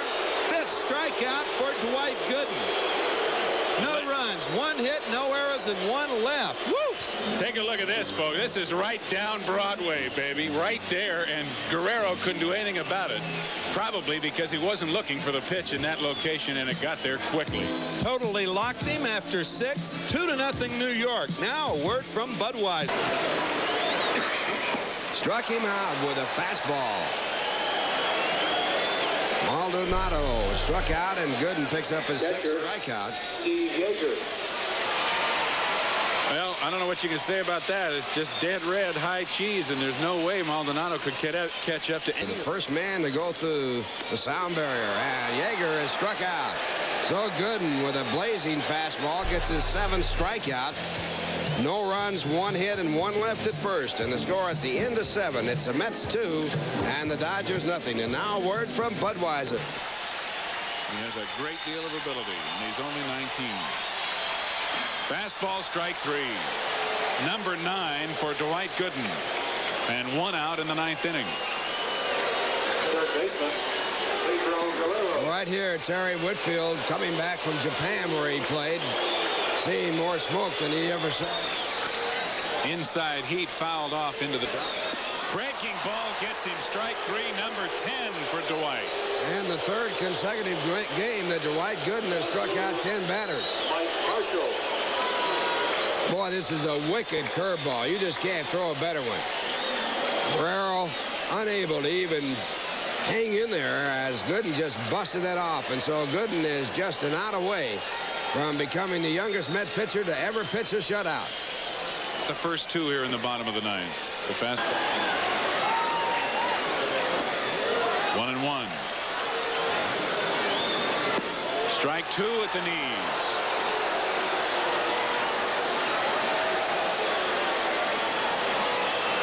So Dwight 1 strike away from making Mets history as the youngest pitcher to pitch a shutout. Strike 3 did it. He struck out the side in the bottom of the 9th. 11 strikeouts in the game for Dwight Gooden as he picks up his 3rd Major League victory, his 1st complete game and 1st shutout, and of what should be many more to come. Dwight Gooden with an outstanding performance tonight shuts out the Dodgers 2-0 in the first of a 3-game series here in Los Angeles. Ralph and I will be back with a wrap-up, and Tim McCarver will have a special guest following, so stay with us. We'll be back. Once again, the final score, the Mets 2 and the Dodgers 0. The Dodgers, the first place Dodgers, right here in Dodger Stadium before a capacity crowd. Stands on the mound here at Dodger Stadium will face this lineup. And it will be Wally Bachman, who plays second base field. And Los Angeles grown Darryl Strawberry will be in right field. Mookie will. So Bachman opens up with a single to left. Both the second baseman on this Met team will run, can run. They don't have percentage for any player in the league last year with 300 at bats. Bamberger hung him up behind the plate. 1-1. There he goes, and a pretty good contact hitter. There goes the runner, and there's a hit-and-run single into right field. And on his way to third is Bachman, and the Mets are in business. First and third, and nobody out. So what a difference a year makes. Well executed. He was going that way the whole time he was up there. The Dodgers were defensive. Inning leading 4-0, and RBIs. First and third, nobody out. 0-1 to Hernandez, and there goes the runner, Akendo. Fimple fakes to second, throws to third. No play. And he promptly drills it to left center. Kenny Landreau is there to make the catch. Tagging is Bachman to score. Akendo anchored at second, and just like that, the Mets get a run. So a hit-and-run single and a steal at second, followed by the scoring fly ball. That's right out of the Here's the defense. Furry is in right field. Got him. So there's your pitch, Joe, and it looked like he pulled a string on him. Yes, he did, and he hits it to straightaway center, and Mookie Wilson is there. So the Dodgers get a break on the bouncing single by Guerrero. They got an even bigger break on Landreau's squibber, and Sachs going to third. And at the end of an inning, a 1-1 tie. Whitfield over to get it, and there goes Mookie. He's into second, and they will hold him there with a leadoff double. And that is his career hit number 500 on a line drive double to right. One of the advantages of watching the game on TV, for especially the young base runner, watch Mookie. Now, Mookie says to himself right here, that's a two-base hit. He knows exactly where the ball is, and now he's going to dig for second. Watch when he gets near second base, how he's going to pick up the coach. He's still going. There he picks him up and says, whoa, he's holding me up. Good running. Good running. He was the first player to go 4 for 4 against Fernando. 0-1. A 9-game hitting streak. Fouled away. And there goes Mookie to third. Ground ball. He missed the tag, but they get him at first. Guerrero missed the tag, and John McSherry will now go into his pantomime, and Lasorda will go chest to chest if they can get that close. There is a group right there, McSherry and Lasorda. Of course, Guerrero cleared in the second inning against Fernando. Here's the play. He didn't get him. And look at the slide. He grabs it with his hand. Another good look at it. Right there. He misses him.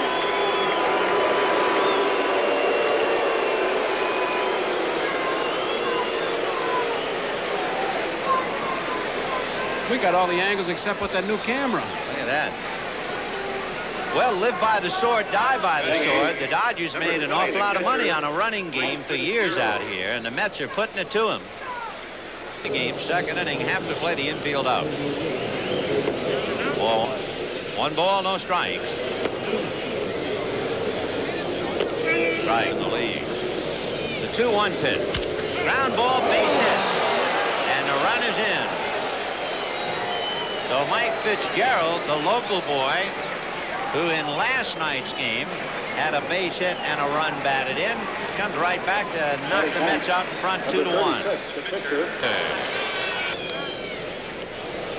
The Detroit Tigers and Sparky Anderson tasted defeat. No runs, just the walk to Fimple and a man left. And at the end of 2, the Mets 2, the Dodgers 1. The wall gone. Home run, Foster. And the Mets lead 3-1. Looked like a breaking ball. It didn't really snap off and bite into the bat. It kind of rolled, and Pena, you can see the reaction as the Mets put another run on that scoreboard. A lot of high fives, low fours, and 2.5s, and what have you. That's the 5th home run of the year for George Forster. 21 RBIs. Take another look.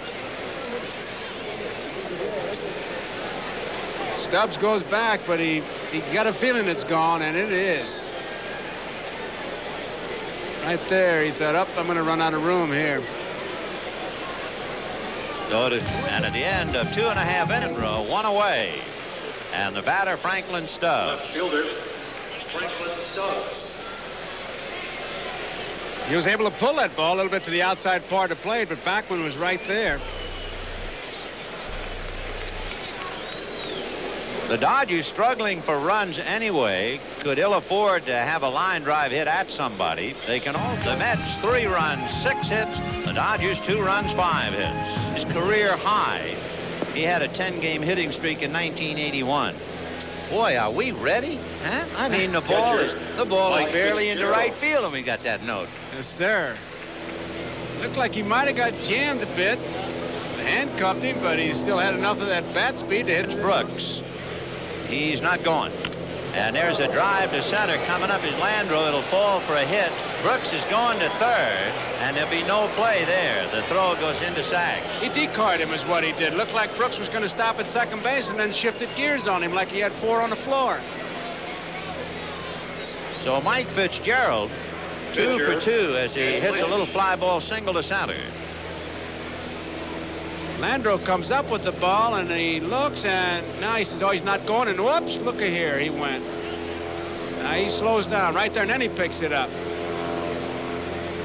So first and third, nobody out for the Mets in the 4 starts. And he's not to squeeze.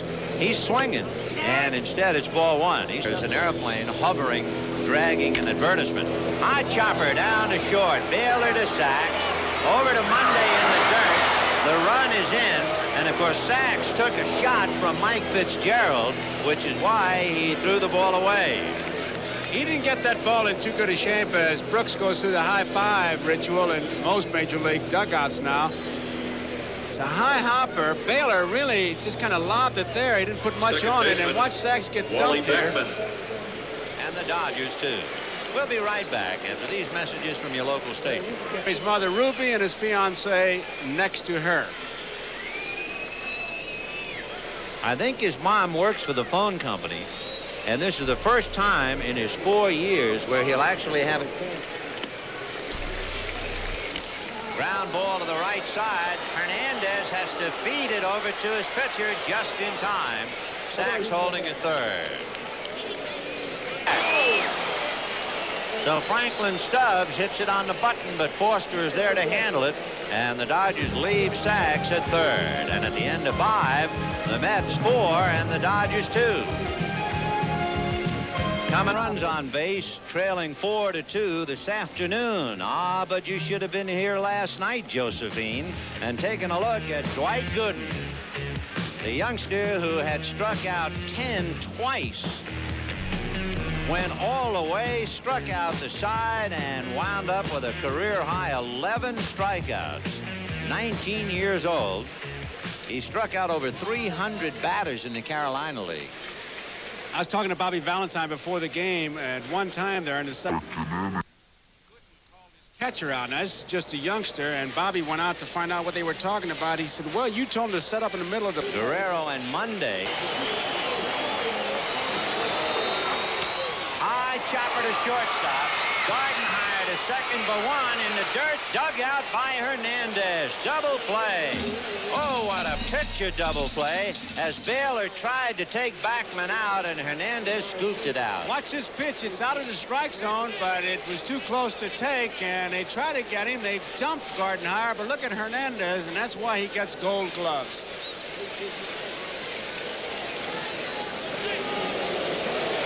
So the run is charged to Lynch. And now Rick Monday. High chopper to the right side. Backman to Hernandez, and he almost threw it away. But with the bases loaded, nobody out, and a 3-1 count on Fimple, the Mets got out of it cheaply enough.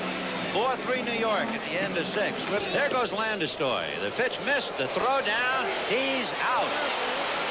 No doubt about it. He got rid of that ball in good shape, Fitzgerald. He had a ball to handle a sinker, and he just flipped it down there. There was no doubt about it. Good play. So the Dodgers gamble, and they come up empty, and they're still a buck short. And the Mets 4, the Dodgers 3 at the end. Really nobody to catch. Well, he has to stay in the game. And he struck out. So that takes care of that question. Steve Yeager is not saying the Major League Baseball down in the 9th inning with the Mets leading 4-3, and Maldonado hits a ground ball smothered by Hubie Brooks, who gets him. Great play by Hubie Brooks to end the ball game. Let's take another look. It's one thing to stop the ball, but it's another thing to recover and make what is really an easy play once he comes up with it. He had him by 5 steps. Nice play by Hubie Brooks. Good victory for the Mets. They forced it and they won the hand.